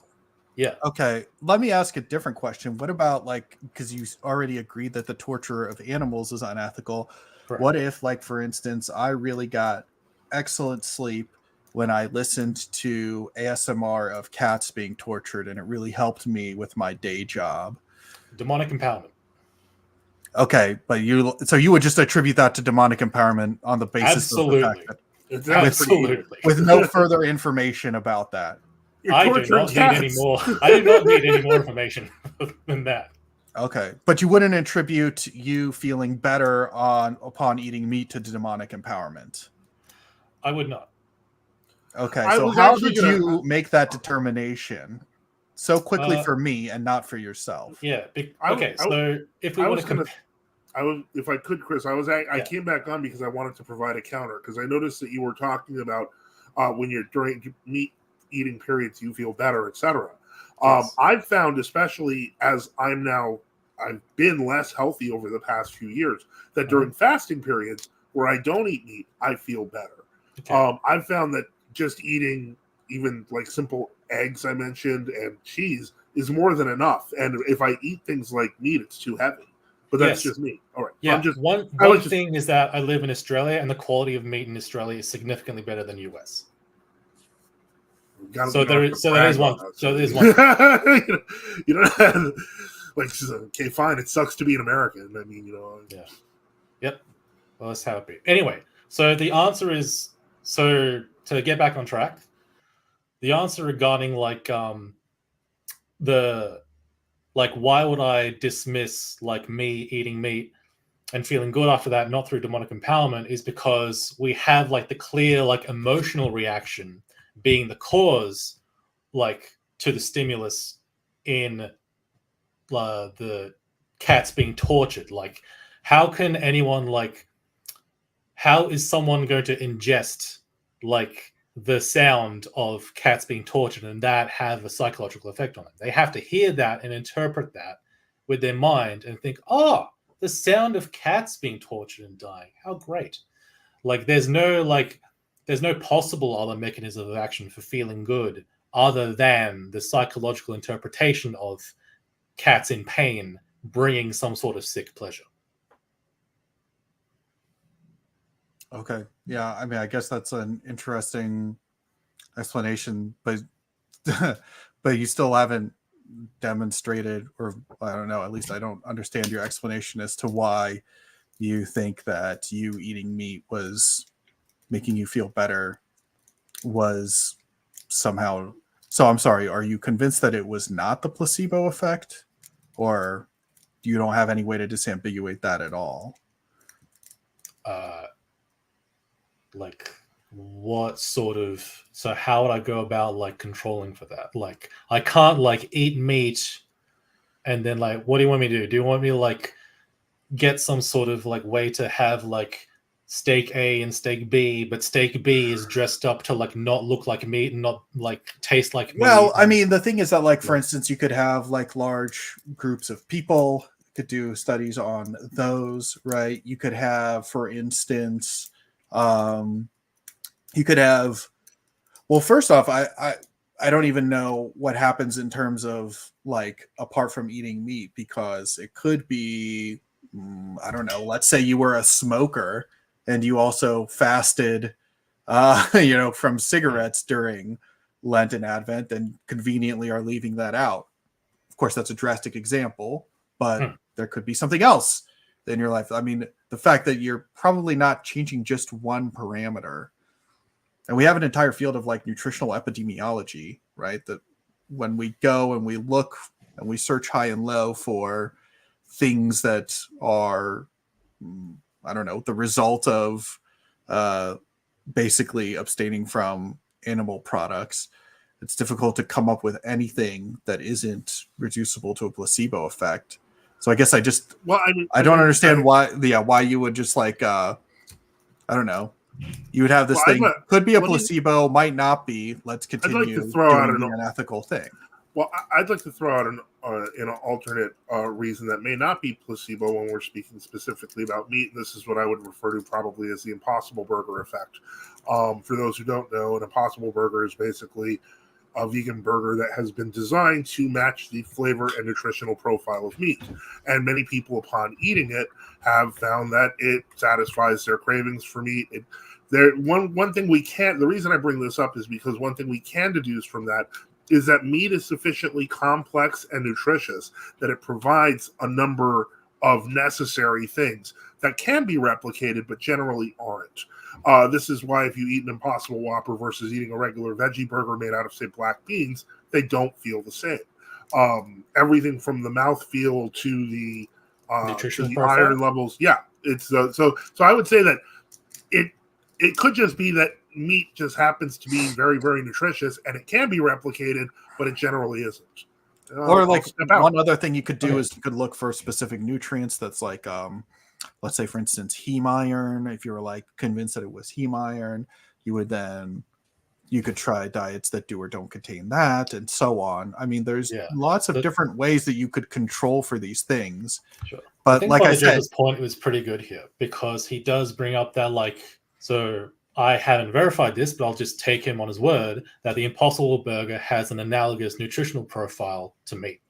And so then if someone feels this like the same or similar after eating Impossible Burger, which isn't made from animal products, versus eating meat, and they feel like the same from there, then you've got an open and shut case for like, unless you want to move it back a step and say like, and like, is that also the placebo effect? Like, then you'd have to make the argument like the molecules and chemicals that make up both the meat and the Impossible Burger both cause identical results from the placebo effect, which seems ridiculous to me.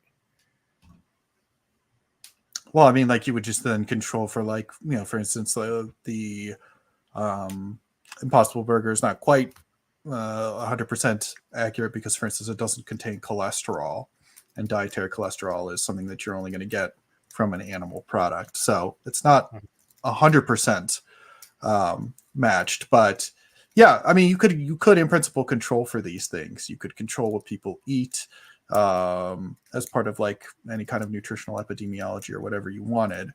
I'm just saying that like you haven't done any of that, it seems. I mean, or at least I don't understand where it is. The only thing I can really do when I'm dealing with my own diet and how like I see how I feel after I eat food is to eat the food, compare how I feel to other times, and then repeat that across my life. And so consistently, it seems to be different from the placebo effect.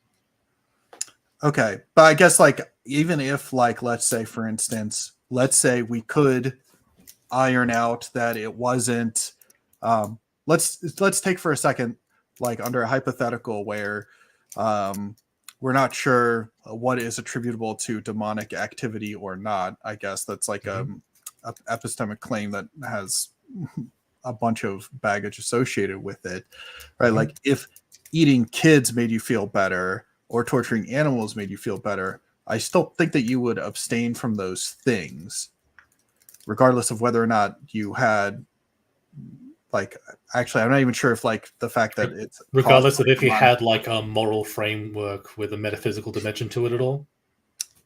I'm not even sure how that would factor in, because it's like, okay, well, you have like some mechanism by which it happens that doesn't change anything. Actually, in fact, I think that makes my position stronger, because then not only do you have a, like in your case, you're saying that you don't even have a mechanism in terms of whether it was the placebo effect or not, but I do, because like the thing that I eat actually has a causal effect of being made of like molecules and atoms or whatever, arranged in a certain way with proteins, etc., that go into my stomach, then gets consumed by my body, and then feeds my body through that. So I do have a different mechanism of action between placebo and not placebo when eating a steak. It's very obvious.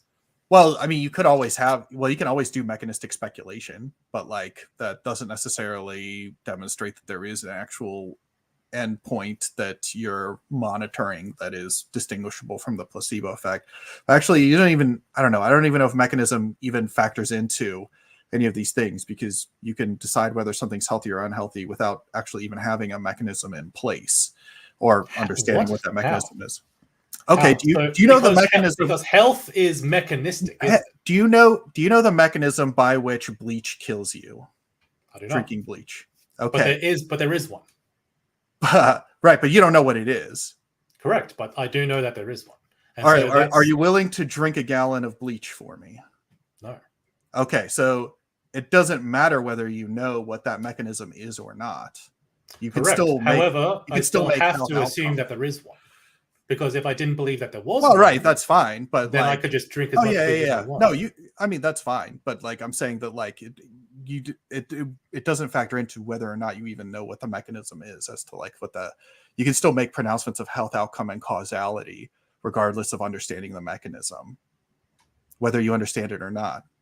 And so that doesn't actually even factor in. It's just what I'm saying. But let's say you did have some health outcome that was tied to if it doesn't actually make a difference, then why are you asking the question? Yeah. So I'm saying that like, so regardless of the mechanism, because it doesn't actually matter, if torturing animals gave you better sleep at night, if killing and eating humans made you better at your day job, why would we, and you would still sign off on those being unethical, why would you then accept that eating meat's ethical on the basis that it makes you feel better in a way that's not really distinguishable from a placebo effect?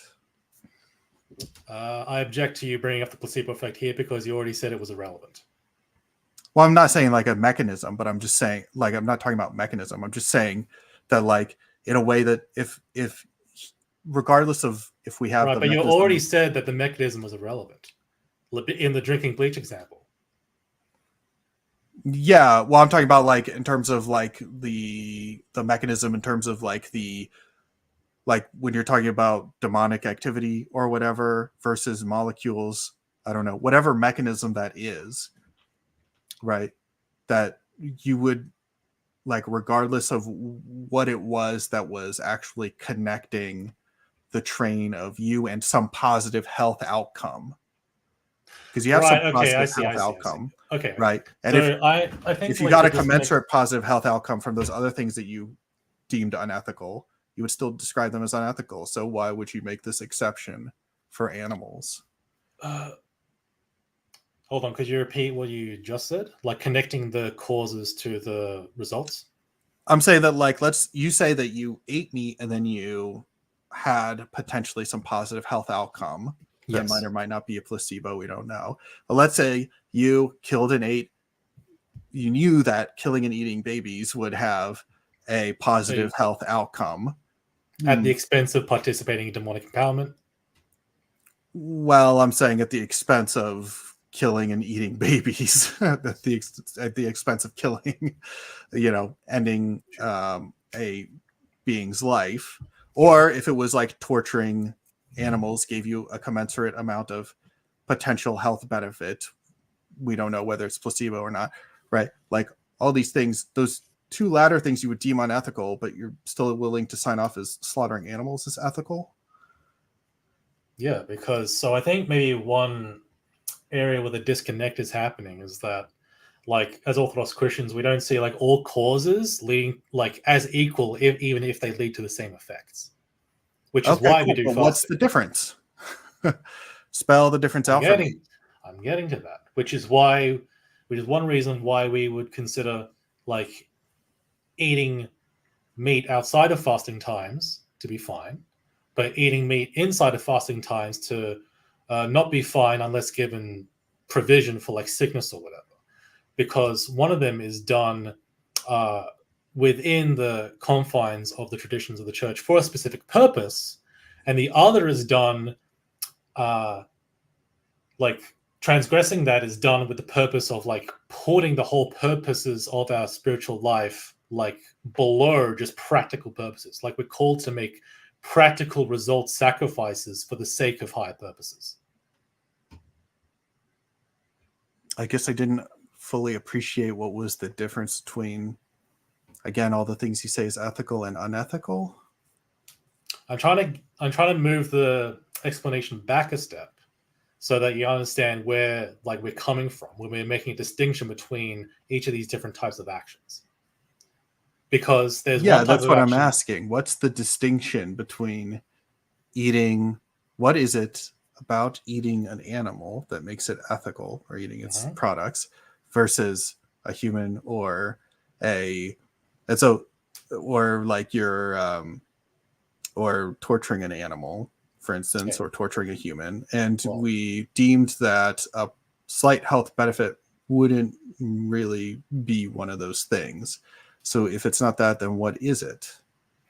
Yes. So another example for why like torturing an animal would be unethical is because doing something like that, which is causing pain and suffering for the sake of entertainment, is something clearly understood as sinful. And like not just sinful as in like, oh, you did a legal like infraction, but sinful as in like actually metaphysically harmful to your being. Like sin as understood in the Orthodox sense is not just like a, whoop, you've made a whoopsie, now the angels of heaven have checked a box and you need to uncheck the box in order to be saved. No, because there's a metaphysically corruptive like element to sin. Like if you are torturing someone, then you contort your soul into the shape that's demonic, and that distances yourself from God. So that is one of the like biggest differentiators here. Whether an action here like twists your soul in some actual way that distances yourself from God, and taking pleasure in inflicting pain 100% does that. Okay, but eating animals doesn't do that. And why is that? In most cases, it does not. Okay. I guess what's the meaningful difference then? That doesn't. Meaningful difference is that God has given us, like in Genesis 9, He has given us provision to eat the animals, but not to torture them, obviously. Well, you say obviously, right? But then we're not able to come up with a meaningful difference between those two actions. Now we're back to the whole thing that started this. You say we are not able to come up with a meaningful difference. Oh, sorry. You're not able to come up with a meaningful difference between No. You were happy to assume a meaningful difference when asking all these questions about what are the differences between these two actions. Now, I would like to ask you, given that it's normative to accept that there is a difference between both of those, and we accepted what the difference between those actions were in the case of humans, in the case of the death penalty and torturing them, we know there's a difference there. I want you to give me the definition that conflates those two and makes them the same. Well, it's not just the meaningful difference in just an abstract sense, right? It's the meaningful difference that makes one thing ethical and the other not ethical. I gave you exactly what the Orthodox position on that is. Yeah, but that would just be I already gave you actually what the refutation of that is. That's argument number 4. It's the fourth most common thing that people give me, which is just essentially something that's just a one-step removal, right? Because it's not actually tied to anything ethical, right? It's not the conclusion of that isn't. So did you? Okay, so do I need to go over to do you not understand how we understand God in Orthodoxy? Because if it's not obvious how that was... I'm just saying it cashes out to it's not special pleading because it's my theology, right? And then I'm asking you, why should I accept that your theology isn't based on special pleading? Right? You haven't actually answered the question. All you've done is just a synonymous substitution in. Well, it's because of what God wills. Okay, great. Why should I accept that what you think God wills isn't special pleading? You're not answering the question. You're just pushing it one step back. Well, that's not well, in my opinion, that wasn't the scope of the conversation. The scope of the conversation wasn't to convince you that Orthodox Christianity was true. Okay. I mean, if it just rests on a one-step removal and I'm still left with the question that it's special pleading, what is the justification that makes I don't understand how it's I don't understand how exactly it's special pleading. I'm giving you what the Orthodox position is on that and what makes the deal breaker here. And the deal breaker here is that there is actually metaphysical consequence, metaphysical moral consequence, and metaphysical consequence as a result of moral action here that has actual cosmic significance for you as a human being. But outside of that, I don't see any reason to eat animals, not eat animals, eat humans, not eat humans, if there is no metaphysical dimension to morality or the consequences of moral actions. Yeah, that's not a part of the metaphysics of my view in that sense is not actually a part of any of my premises. Okay, so attacking that wouldn't actually attack my argument. That would just be okay. So then it seems like we're at an impasse, and I want to state the impasse to see if you agree what the impasse is. All right. So you're saying my position reduces to special pleading, and so you have no reason to accept Orthodox Christianity as true for the purposes of the debate around whether it's ethical to eat animals. And I also see that your position has no way to determine whether any course of action should be done over any other course of action. If there is no actual metaphysical consequence for the morality of any given action, then I see no reason to prefer, on your terms, eating meat versus not eating meat, eating animals versus not eating animals, eating humans versus not eating animals. If there is no metaphysical consequence for making moral transgressions, then I have no idea how to even make the decision here to go one way or the other if I take your position as true. However, if you take my position as true, then at least you see some logic for how to differentiate between one action and the other, regardless of if you want to accept it or not. Yeah, I mean, that just you would just be pointing to something completely irrelevant. I mean, the consumption of animal products would still be unethical. It wouldn't matter. Wouldn't matter if Why would the ethicality of it matter if there's no metaphysical consequence for the morality or ethicality of an action?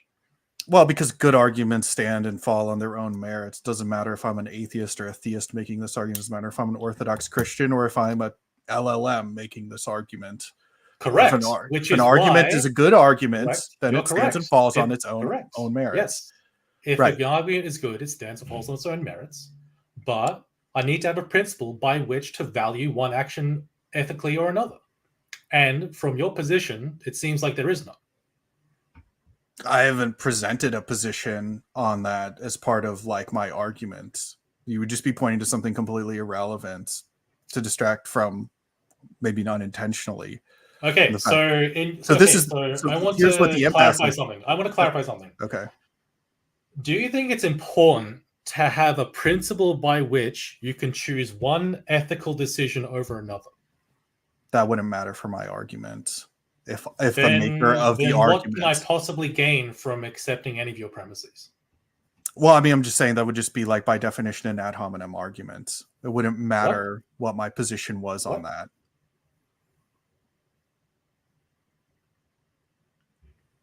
Do you understand what I'm saying? Not at all. Because you would be tying the argument. So this is why I brought it up, because you said that you wanted the assumption that the discussion was about like making you accept Orthodox Christianity when that wasn't the scope of discussion. No, that's not. Well, that's why you said that bringing up like God's allowance for us to eat animals was special pleading, right? I'm saying that it wouldn't actually answer the question. Well, it did answer the question, but it didn't answer it in a way that you personally like.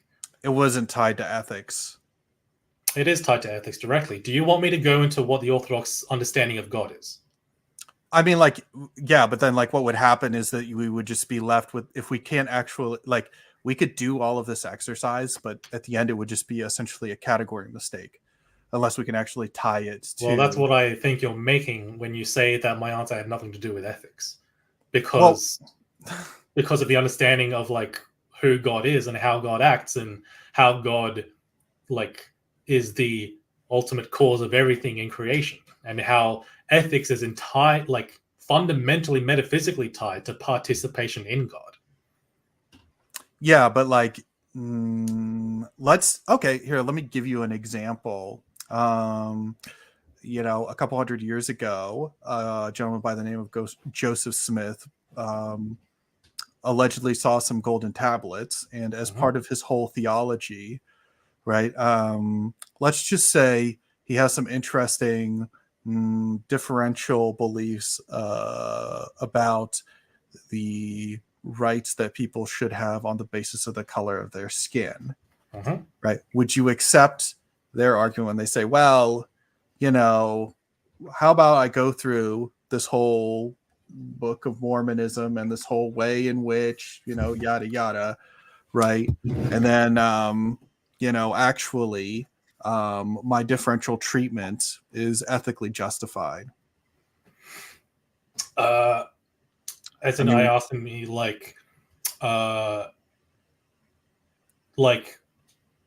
would I understand how, from a Mormon perspective, his actions would be justified? Or if I'd be compelled to believe what he believes?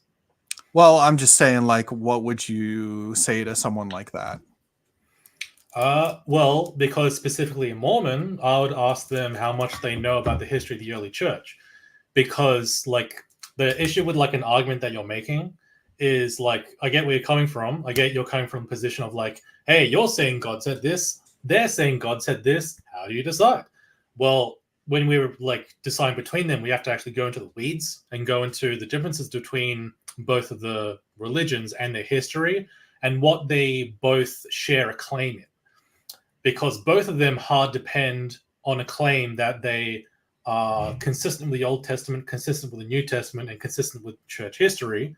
And the same thing extends to Islam as well. And you can only, like, resolve that by going to the weeds of history of how those two religions actually arose and whether they're actually consistent with what they say they're consistent with, and which one has a better claim to their following the historicity of the Old Testament and New Testament, etc. Because let's say I can like weave all of that together. I'm sure that you can find plenty of Mormons that will do so expertly. Yeah. So they do so, and then I can leave all the Orthodox refutations of that, throw it in, and then the Orthodox win. So then, like, at that point, like, the problem becomes like a problem of a theological debate rather than a problem of how do you justify doing this exact action right here, right now? Because everything's all dependent on the first prior metaphysical assumptions. I see, but you would say then that, like, you know, if I came along and said, well, like, prove to me that, like, God wasn't special pleading, right, and they had, like, no answer besides just God said it, you'd be like, well, I guess we just have to get into, like, a theological debate, right? Yeah, we would, because at that point you're going to, like, where the first principles of your, like, reasoning comes from. Because, like, in my view, like, I don't know if you agree with this or not, but there are circular structures in nature, right? Like, nature is all about, like, feedback loops, circular structures.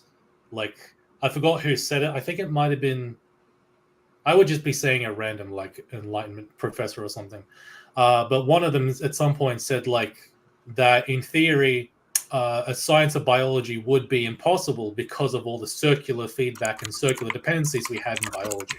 Like, that's not commonly believed now, but I think that's an interesting point. Like, the circular dependencies between, like, trees that only bloom after there's fire, requiring fire, and then the fire needing, like, the trees themselves to catch on fire, and so you have a circular dependency in lots of, like, life cycles and such. So I bring that up because I see human reasoning similarly as being like an established circular structure that has, like, foundations somewhere.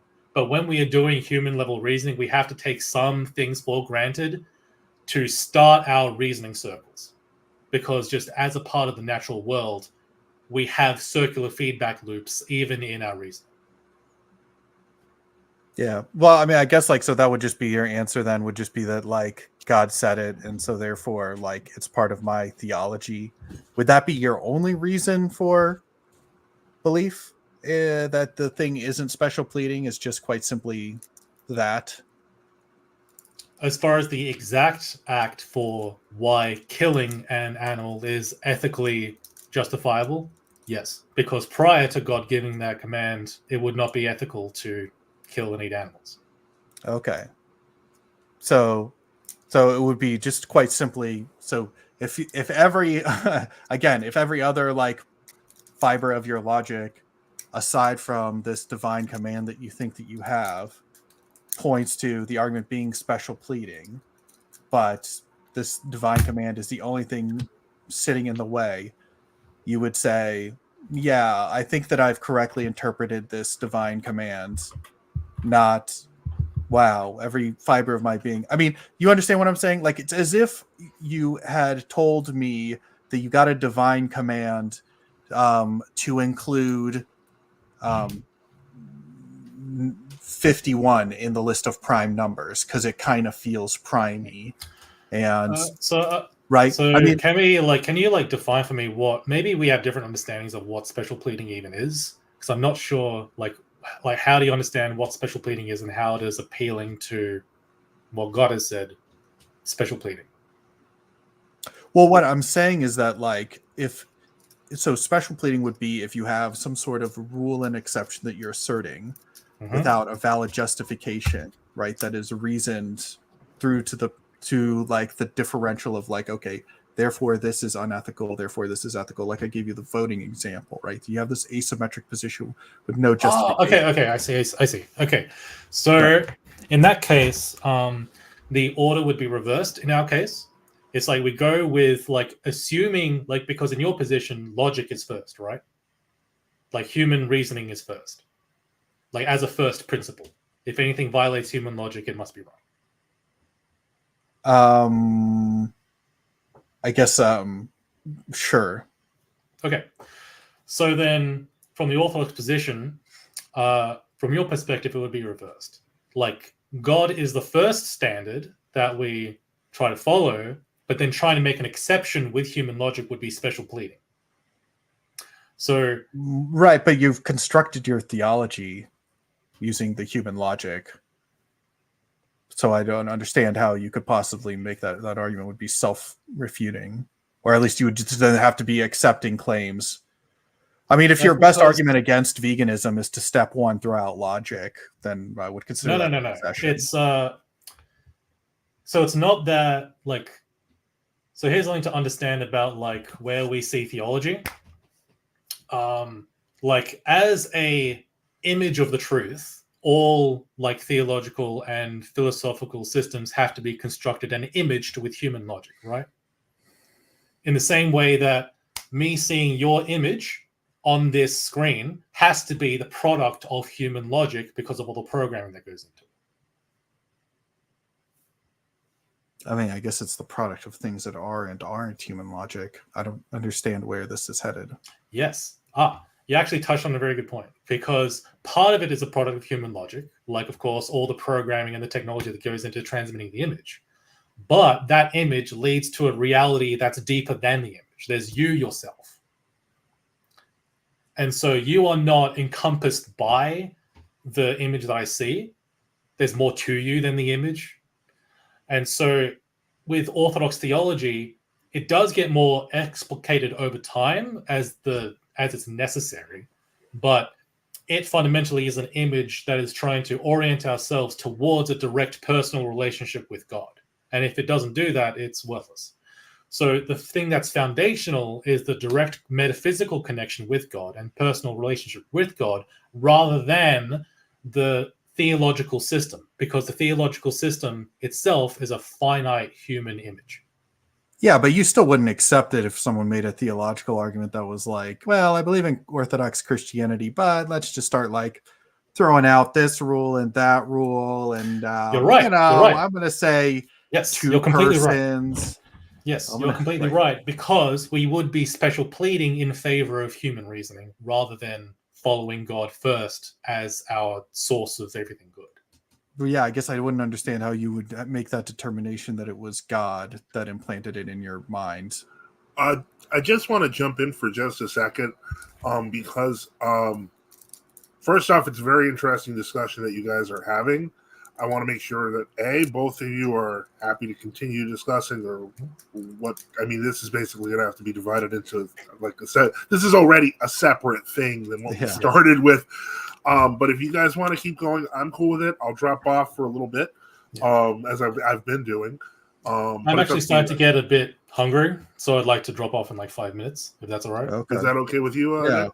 Yeah, but I guess is it a fair summary then that like the only defense you really have to special pleading is essentially a faith-based assertion that God lets you eat meat, but not torture animals? With the caveat that you understand that like it's not a matter of like I have an idea in my head and this is what justifies it. It's that I have a direct ontological connection to God, the source of everything good and true. And that's the foundation. Think you do. I know I think I do. But whether I think I do is irrelevant to whether I do or not. And so we know that, like in Orthodoxy, we know that we do. Well, you think that you do. And experience that we do. Yeah, that would just be part of you thinking that you do. Well, this is another interesting rabbit hole to go into. Are thoughts and experiences the same thing? Well, I mean, I guess like it's not distinguishable from... I mean, I guess we would then get into like a theistic discussion, which I don't know. It's kind of like a little bit out of scope, especially if you had to leave in 5 minutes. But I mean, I guess I would just say that like you would obviously find that unless someone had some, I mean, again, people from other faiths would then have equal reason to reject whatever reasoning that you're giving. How about I put it this way? How would you refute solipsism? Because solipsism would be the ultimate end of like that. How do you tell the difference between thought and experience, right? It's the ultimate end of, well, everything is just my thought. Everything is just me. There's nothing but me in my mind. The refutation for solipsism is actually pretty easy. It's just that it is an unfalsifiable hypothesis. And then as soon as you... I asked for a refutation of it, not just like is this unfalsifiable or not? Because like... so then the refutation would be that you wouldn't accept a claim as that to be true because it's indistinguishable from not being true. And that if your epistemology then required you to accept Solicism as true, you would have to accept a whole pantheon of contradictory claims on the basis that you can't falsify a claim that's unfalsifiable by definition. Which is why I brought up the circularity of like human reasoning. That in order to get the circle started, you have to start with something that is assumed and unfalsifiable. I mean, I guess like that's fine, but I don't know. Yeah, that's what axioms are, right? Yeah, but I guess like I wouldn't know what mechanism you'd be proposing because your theology incorporates the same thing, right? Because you would have to use that same reasoning to come to the conclusion that you had gotten whatever conclusion it was from whatever divine source you thought you had. So I don't understand how that would solve your problem. In fact, it would make it less likely, right? Because then you would have that, assuming that those things were independent claims, then the probability of those things, multiplied together, as soon as you multiply more and more logical cars onto your train, right? If they're all independent probabilities, right, then the probability goes down. Yes. Yeah. Right. I'm a fan of that argument. I like to use that argument in order to say that you have to assert that there is on 100% truth claims. I like that logic car argument. Right. So then if your theology also depends on your human reasoning in order to accept your theology. That's not the primary dependence in theology. It depends on human reasoning in order to explicate and image it, to provide a mental image of it. But that's just like I need this microphone to talk to you sort of problem. I don't need the microphone to talk to you. It seems like you're making a lot of logical arguments for a position that doesn't rely on logic. I didn't say it. It relies on logic for its explication. It doesn't rely on logic for its existence. Right, but you accept the claim based on some sort of reason, I would hope. Yeah. Yeah, and you could answer that question if I say, why do you accept that claim? You could answer that question. Sure, but there is something even more like foundational than like us reflecting on a proposition and accepting it. Would you not agree with that? That would still depend on you reflecting on that and accepting that. So then we're in like infinite regress here. Yeah, but I'm saying that you've put an additional logical car in there, which by definition makes it less probable. By whose definition? Well, no. Okay, so I don't understand which logical cars you're connecting exactly yet. Like, can you lay out for me the exact like handful of logical cars here that are connecting? Well, I guess like it would just seem as though like because you're convinced that your theology is true for some reason, and then you have gotten that from whatever books you've read or other people you've listened to, and it made sense to you. And then you have constructed a theology for yourself.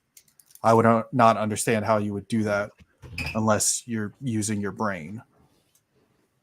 So if using your brain leads to some problem, the probability of that using your brain is reliable would then be multiplied by this additional probability that you're reaching beyond the ether. I mean, it's all indistinguishable from being completely fictional. So I don't know. I mean, like if you have 5 minutes, well, you have 5 minutes, but again, I still am left in hand. With the same question, which is just that, what would be the difference between those things aside from, because if you had, again, like a theological claim that was like, well, we're just going to include 51 on the list of prime numbers for shits and giggles, right? When it's clearly not prime because it's divisible by 3, or a fun one would be like 91 because that's harder to determine what the factors are, right? And you just like made some faith-based assertion that like that was a more reasonable definition for prime numbers. That then we're making like a scope error. Right, but I'm just saying that like every fiber of your being would be like, well, the logical conclusion would be like that we should change our definition of prime number to not include those two numbers. Right. We're not. Yeah, that's because we're taking a bunch of things unfalsifiably for granted in order to get mathematics going at all. Right, but I'm just saying again. Well, exactly right. So we can't really. So the only thing we can really do is sort of compare what both the worldviews offer. And you don't like my worldview because it requires believing in God that you personally haven't experienced. Well, I could construct an entirely identical worldview to yours, just without the additional argument there. That's this exception that God granted, and by definition, it would be so not the same worldview. Got it. So there's two different worldviews of my worldview that you don't like, and your worldview that I don't like. And in my worldview, there is a way to differentiate between ethical actions, and in your worldview, there's by design no way to decide between different ethical actions. So actually, there would be, but actually, most moral realists are atheists. I think so. But anyway, I feel like, as weird as this is going to get, I feel like we're kind of ending where we ended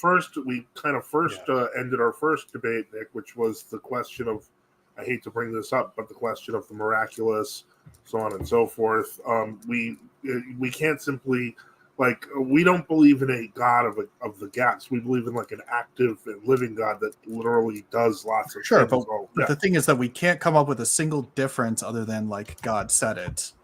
I'm pretty sure that's true that God said it. I mean, there's a lot of differences implied in that difference, but that is sort of like the meeting place where things diverge. Yeah. And I think that I feel like that is probably not going to be something we're going to settle here. Yeah. I mean, I guess like I would just like then challenge you, like if you thought that like, so if like God told you that like torture, if you were under the impression that God told you that torturing animals was okay, that it would be okay to do so, would you follow through with that? Well, I mean, I don't know, Kris, if you want to take that, you can. I was going to answer by simply saying that obviously from our perspective theologically, God cannot simply, first off, he can't contradict himself. And second off, we would have to rely on the body of revelation before it. I just don't see a way. Well, if God can't contradict himself, I mean, like the argument against special pleading relies heavily on non-contradiction, right? Because the idea would be that if you could special plead an argument, then you could special plead in any contradiction you wanted, right? Well, so, okay, but that's perfect, because now we're back where we started, right? Yeah, but you can't clearly, because now clearly then... the axioms of mathematics were special pleaded for determining prime numbers, so... Well, I mean, the thing is that prime numbers are like descriptive, but that doesn't matter right now. All I'm trying to say is that we actually don't even need to get into any of that because we're back where we started, which is what's the proof that then what you believe is your theology. You have to get into evidentiary standards. Yeah, I get that. Right. So then what is the So I don't think we should like discount so evidentiary standards are. Right. I don't think we should discount like the level of analysis that like, given that both of these worldviews are true, like not at the same time, obviously, but like analyze one and what does it give us and analyze the other and what does it give us. I think doing a trait comparison like that can be very fruitful as well. Because I think that's just pointing to something completely irrelevant. The two different worldviews are completely irrelevant. Then from what positions are we making arguments? Like what? How can we make... I mean, like basically that would just be like you saying, "Look over there." You know, I mean, that's what you do when you bring up evidence. Like you say, "Look over there, look at that thing." And I'm saying like as a distraction. Like you'd be. No, it's not a distraction. Looking at your worldview and looking at my worldview is not a distraction. It's direct evidence that is inherently presupposed and elucidated upon by both of us in our discussion. Yeah, but my point is that it wouldn't matter what my worldview is because the argument here is that you should accept it. You should accept a good argument regardless of the worldview of the person that presented it. Even if you accept all of the premises, rejects good arguments. Like you obviously see how a worldview is presupposed when you say you should accept a good argument. You have to have a worldview where if you can't identify any of the premises of my argument that's wrong, then there's no reason that you shouldn't accept it. I mean, you could say like, well, I don't like your worldview, but that just wouldn't affect anything. You should still accept the conclusion. Like by definition, the argument should be contagious. Right. Okay. So at that point, you're saying if we have axiomatic disagreements, then it is impossible to make any headway ever. I'm saying that it wouldn't matter. Why wouldn't it matter? Like I've given you exact. Like every single time I bring up how it would matter, like someone who axiomatically rejects the idea that you should believe something just because there's a good logical argument for it, you then special plead and say, no, it does matter. No, I'm saying like, take like, if I give you this argument in symbolic form, which I completely can, I would just say, do you disagree with premise number 1? No. 2, no. 3, no. 4, no. 5, no. Okay, so then you accept my conclusion? No. Why? Well, because I don't like your worldview. It's like, okay, well, I think isn't going like up the tree and going, actually, your premises rely on other premises, isn't bringing that up, right? But if you accept all of my premises, why the heck would we do that? That's accepting the premises based on an assumption of unstated prior premises, right? But you already accept that, like, the torture of animals is unethical. You already accept that arguments from special pleading is. The question is why. It's the argument behind it. In other words, I personally, and as I mentioned this before, I can see a reason why an Orthodox Christian would become a vegan. I think what Kris is kind of getting at is, and I'm not saying that I would. I'm saying that I personally believe in that whole reductionism thing. Definitely looking into the whole flexitarian thing, but. One could make a solid argument for not eating meat and animal products and be a Christian. I think what Kris may be trying to understand here, because he's not making that argument, but what he is saying is, what is the underlying reason if you don't have a corresponding concept of right, wrong, and justice that come from God to do that to begin with? Like, what stops us from just murdering people on the street then if we don't have anything? I mean, we could. And I actually have a decent argument like for that, but the thing is that it wouldn't matter, right? Because that's not entailed on any of my premises. Is that sort of like reverse special pleading, where it's like someone asks you like, "What's your justification for this?" and you say, "My justification doesn't matter"? Well, if you agree with if you agree with the premise, like, do you disagree that the torture of animals or the cannibalism is unethical? And if the answer is no, or if the answer is yes, that you would agree that they're unethical, right? Yes. Then like, why would it matter? Why would we get into defending a position that we already both agree on?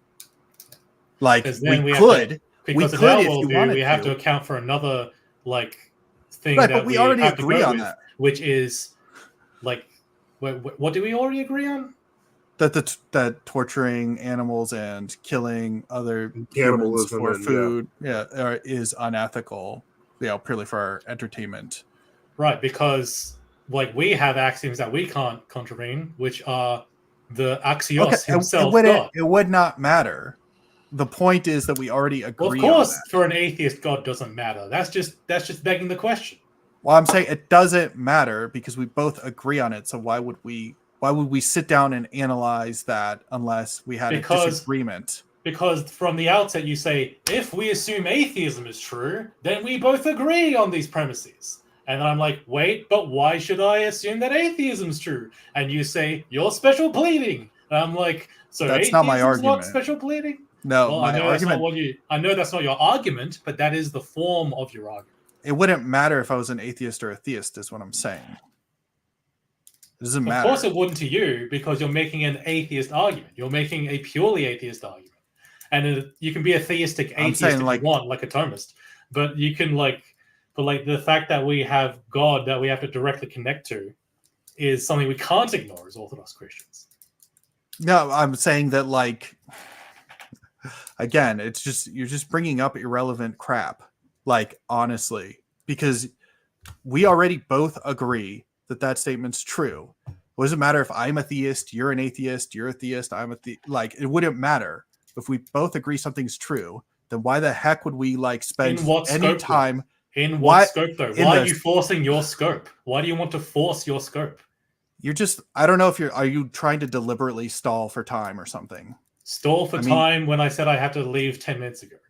All right. Like what are you talking about? I mean, I don't understand what it is that you're trying to do. If we both agree on a premise, then why would we debate that premise?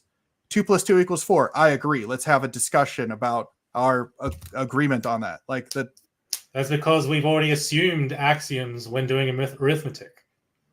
And when we're going for things that are less fundamental than mathematics, it's perfectly viable to investigate the premises for what those premises depend on. Fine. Why don't I'll accept your worldview or whatever. It's fine. We'll just pretend I accept your worldview for a second. Okay. Cool. We both agree on this, right? And we both agree that that special pleading is an argument that should be avoided, right? And that if we have an asymmetric position with no justification, that would represent special pleading, right? So then I ask you, what is the actual difference? If we don't have any differential, we do have a differential because now from the outset you've accepted my worldview, and that accepting is like accepting the commandments from God. And so then, bing, bang, boom, there's no justification to contravene the commandments of God. Don't you see how? Why would But what if I had? What if I had? Makes sense. Right, but what I'm saying is like, what if I had a worldview that was essentially like yours, except I would not accept the commandments of God if they were logically incoherent? Then we would call you a Roman Catholic. Okay, fair enough. I guess like if you don't want to answer, and then like thousands of years later, you'll have something completely unrecognizable and not orthodox. But that's basically how it goes. That's how every single deviation from orthodoxy happens. Okay. Someone just like. Okay, so like you would just then like accept the like. So actually, if you found something that was like completely logically inconsistent in your theology, you wouldn't like question your theology and think, maybe like I don't understand something right, or maybe this requires understanding better. That's because the relationship with God is primary. Like, let me ask you something very clear and obvious. Do you have a logically consistent view of what time or space are? Like, are they infinitely divisible or are they finite? I guess it would just depend on what you meant by divisible. As in, can you continually infinitely divide space or time? Or is there an absolute unit of space and time? Yeah, actually, I'm not quite sure about that from like a physics perspective. Yes. So my point is that like I really got to go. So just take my word on this, that there is no like logically coherent argument one way or the other for like time or space being finite or infinite. And so the fact that we take these things for granted all the time and we have no logical justification for them one way or the other, that doesn't prevent us from like living in this world, taking time and space for granted. That's the same thing with our direct relationship with God. That's the exact same thing. And so the fact that I can't account for each and every single seemingly contradictory mystery in regards to God, the cause of space and time, like should not cause me pause because I can't even account properly for space or time. And I'm happy to assume those. Okay, cool. So you're fine with then special pleading. You're fine if God presents you a fallacious argument, you would then say, okay, like obviously my God doesn't make fallacious arguments though. Well, you just said that he did if he's making an argument for special pleading and you're willing to accept never said that. You're putting words in my mouth. And on that note, I'll leave because I don't like words being put in my mouth. Thank you for the conversation. Thank you, Father Joseph, for hosting the stream. All right. Well, thanks. Bless everyone. Thanks, Kris. It's good to see you. All right. Well, that went in a completely different direction than I was expecting. Okay. Let's but see. I've been putting them up on the screen. It's been going crazy.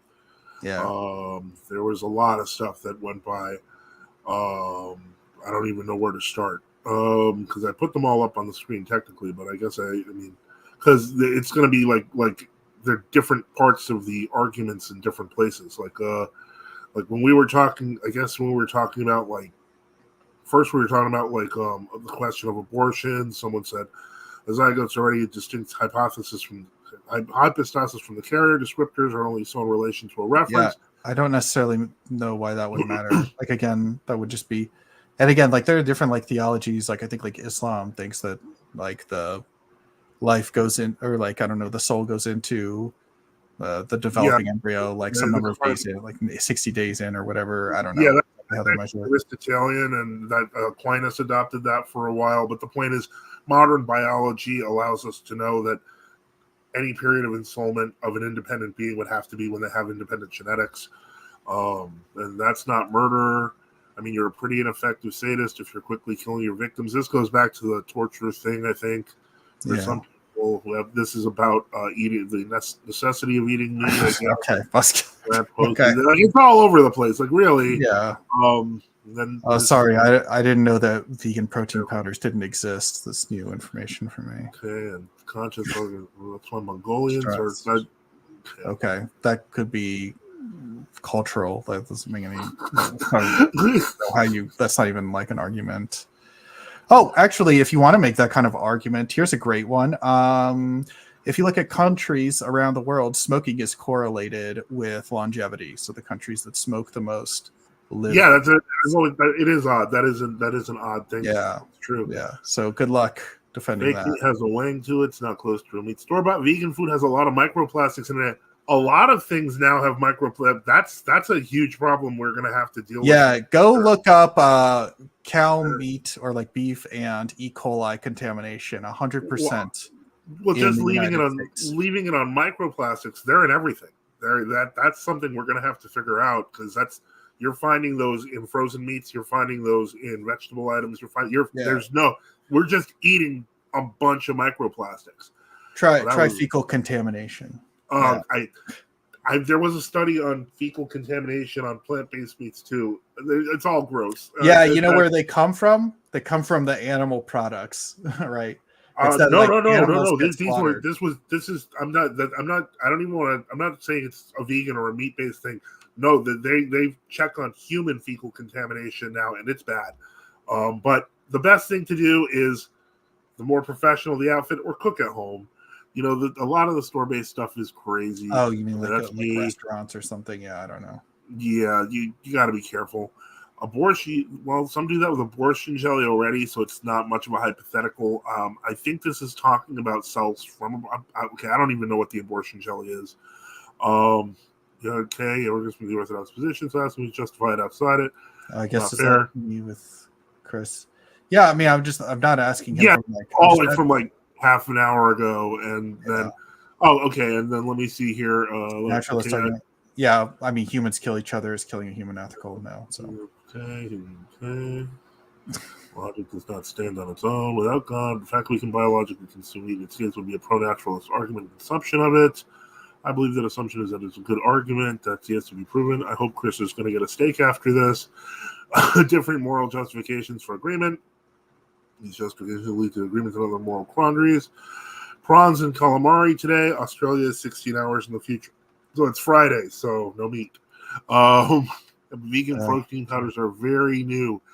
That's one of the things that Scotch kills E. coli. Not based on vegan protein powder. Who cares? And I will throw this out here because, there are a lot of new vegan products out there, but the idea that they didn't exist until recently is false.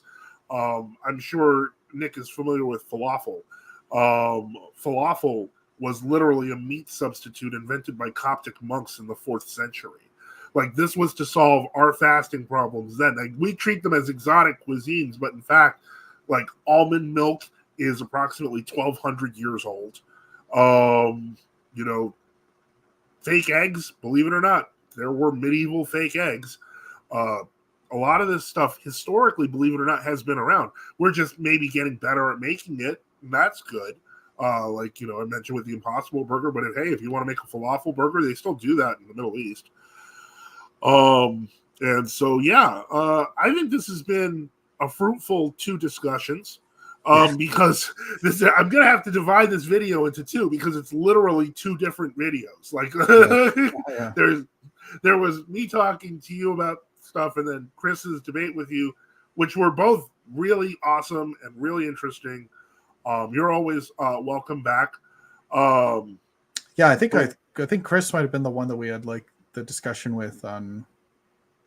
Yeah, I mean, like basically, yeah, I mean, like this is just kind of like pre-sub stuff. That's and well, the one thing is that Kris, you're both on the NFT Discord, and I think you're both on the Crucible Discord. But I'd love to see you guys continue this the discussion. I think it's going into very interesting tangents. But I was if it goes into like the whole like existence of God things and stuff like that, I definitely I mean, there are bigger venues than mine. But with that being said, it was great having you on, and it was also awesome to look at different possibilities in terms of let me see here. Oh, someone just jumped in, Blue Hills. And with this, I'm going to also put up, if you can finish your question there, Blue Hills, because I am now putting up the sign, questions, comments closed. And I'm just going to, let me see here, because it says, my problem with the morality of veganism within Orthodoxy is that Saint blank. I don't know which saint. I don't know any saint who has as many saints sounded. St. Peter's vision in Acts gives us an allowance in the slaughter and consumption of animals. Declaring it as immoral is iffy. That is not what I'm doing. But more importantly, that is also, I mean, if you look at the interpretation of St. Peter's dream in Acts, it was the release from unclean animals due to the Mosaic law. So it had nothing to do specifically with animals generally being okay. Because, I mean, again, I could point to 1 Corinthians, which was after Peter's dream, and I could simply point out that St. Paul, because he was concerned about people who were getting scandalized by eating meat that was sacrificed to idols, pointed out that he would never eat meat again, just not to scandalize people. So the idea that we have to eat meat, I think we're so ingrained in thinking that way that it may be a universal that we really don't need to hold on to. The history of the church is filled with people who, frankly, for reasons of devotion to our Lord, didn't eat meat and often didn't eat dairy. And monks to this day still do not eat meat. So, let's it's food for thought is my point. And if the food happens to be plant-based today, that's okay, because we're going into Friday where that's how you're supposed to have it anyway. So with that, Nick, I want to thank you for being on. Yeah, thank you for your patience. I'd like to thank Kris for being on as well and for doing his part. It was a great discussion and debate. I'd like to thank everyone in the audience for your help in terms of questions, etc. So thank you to our listeners, to those who had questions and comments, and those who support our mission. Support the channel. We at NFTU do need your help. Support us by subscribing or donating at nftu.net. on Give Send Go or on Odyssey. If you want to follow Nick the Anti-Carnist, his link is in the description. We remember you all in our prayers, and thank you for all the support for NFTU. And with that, I guess we're going to close out. All right. Yeah. Thanks for having me. And I guess I'll just say to close, I would really encourage people to really think about what it is that they, deem ethical and unethical. And if you can't find any reason beyond just, I think this is what God told me was ethical, but every fiber of my logic tells me that we should be going in the opposite direction, I would think about that. If you really can't find something that would make eating animals ethical. Well, thank you for that. Have a good night, everyone. Christ is risen, and I am closing out with this promo. Nice. See ya.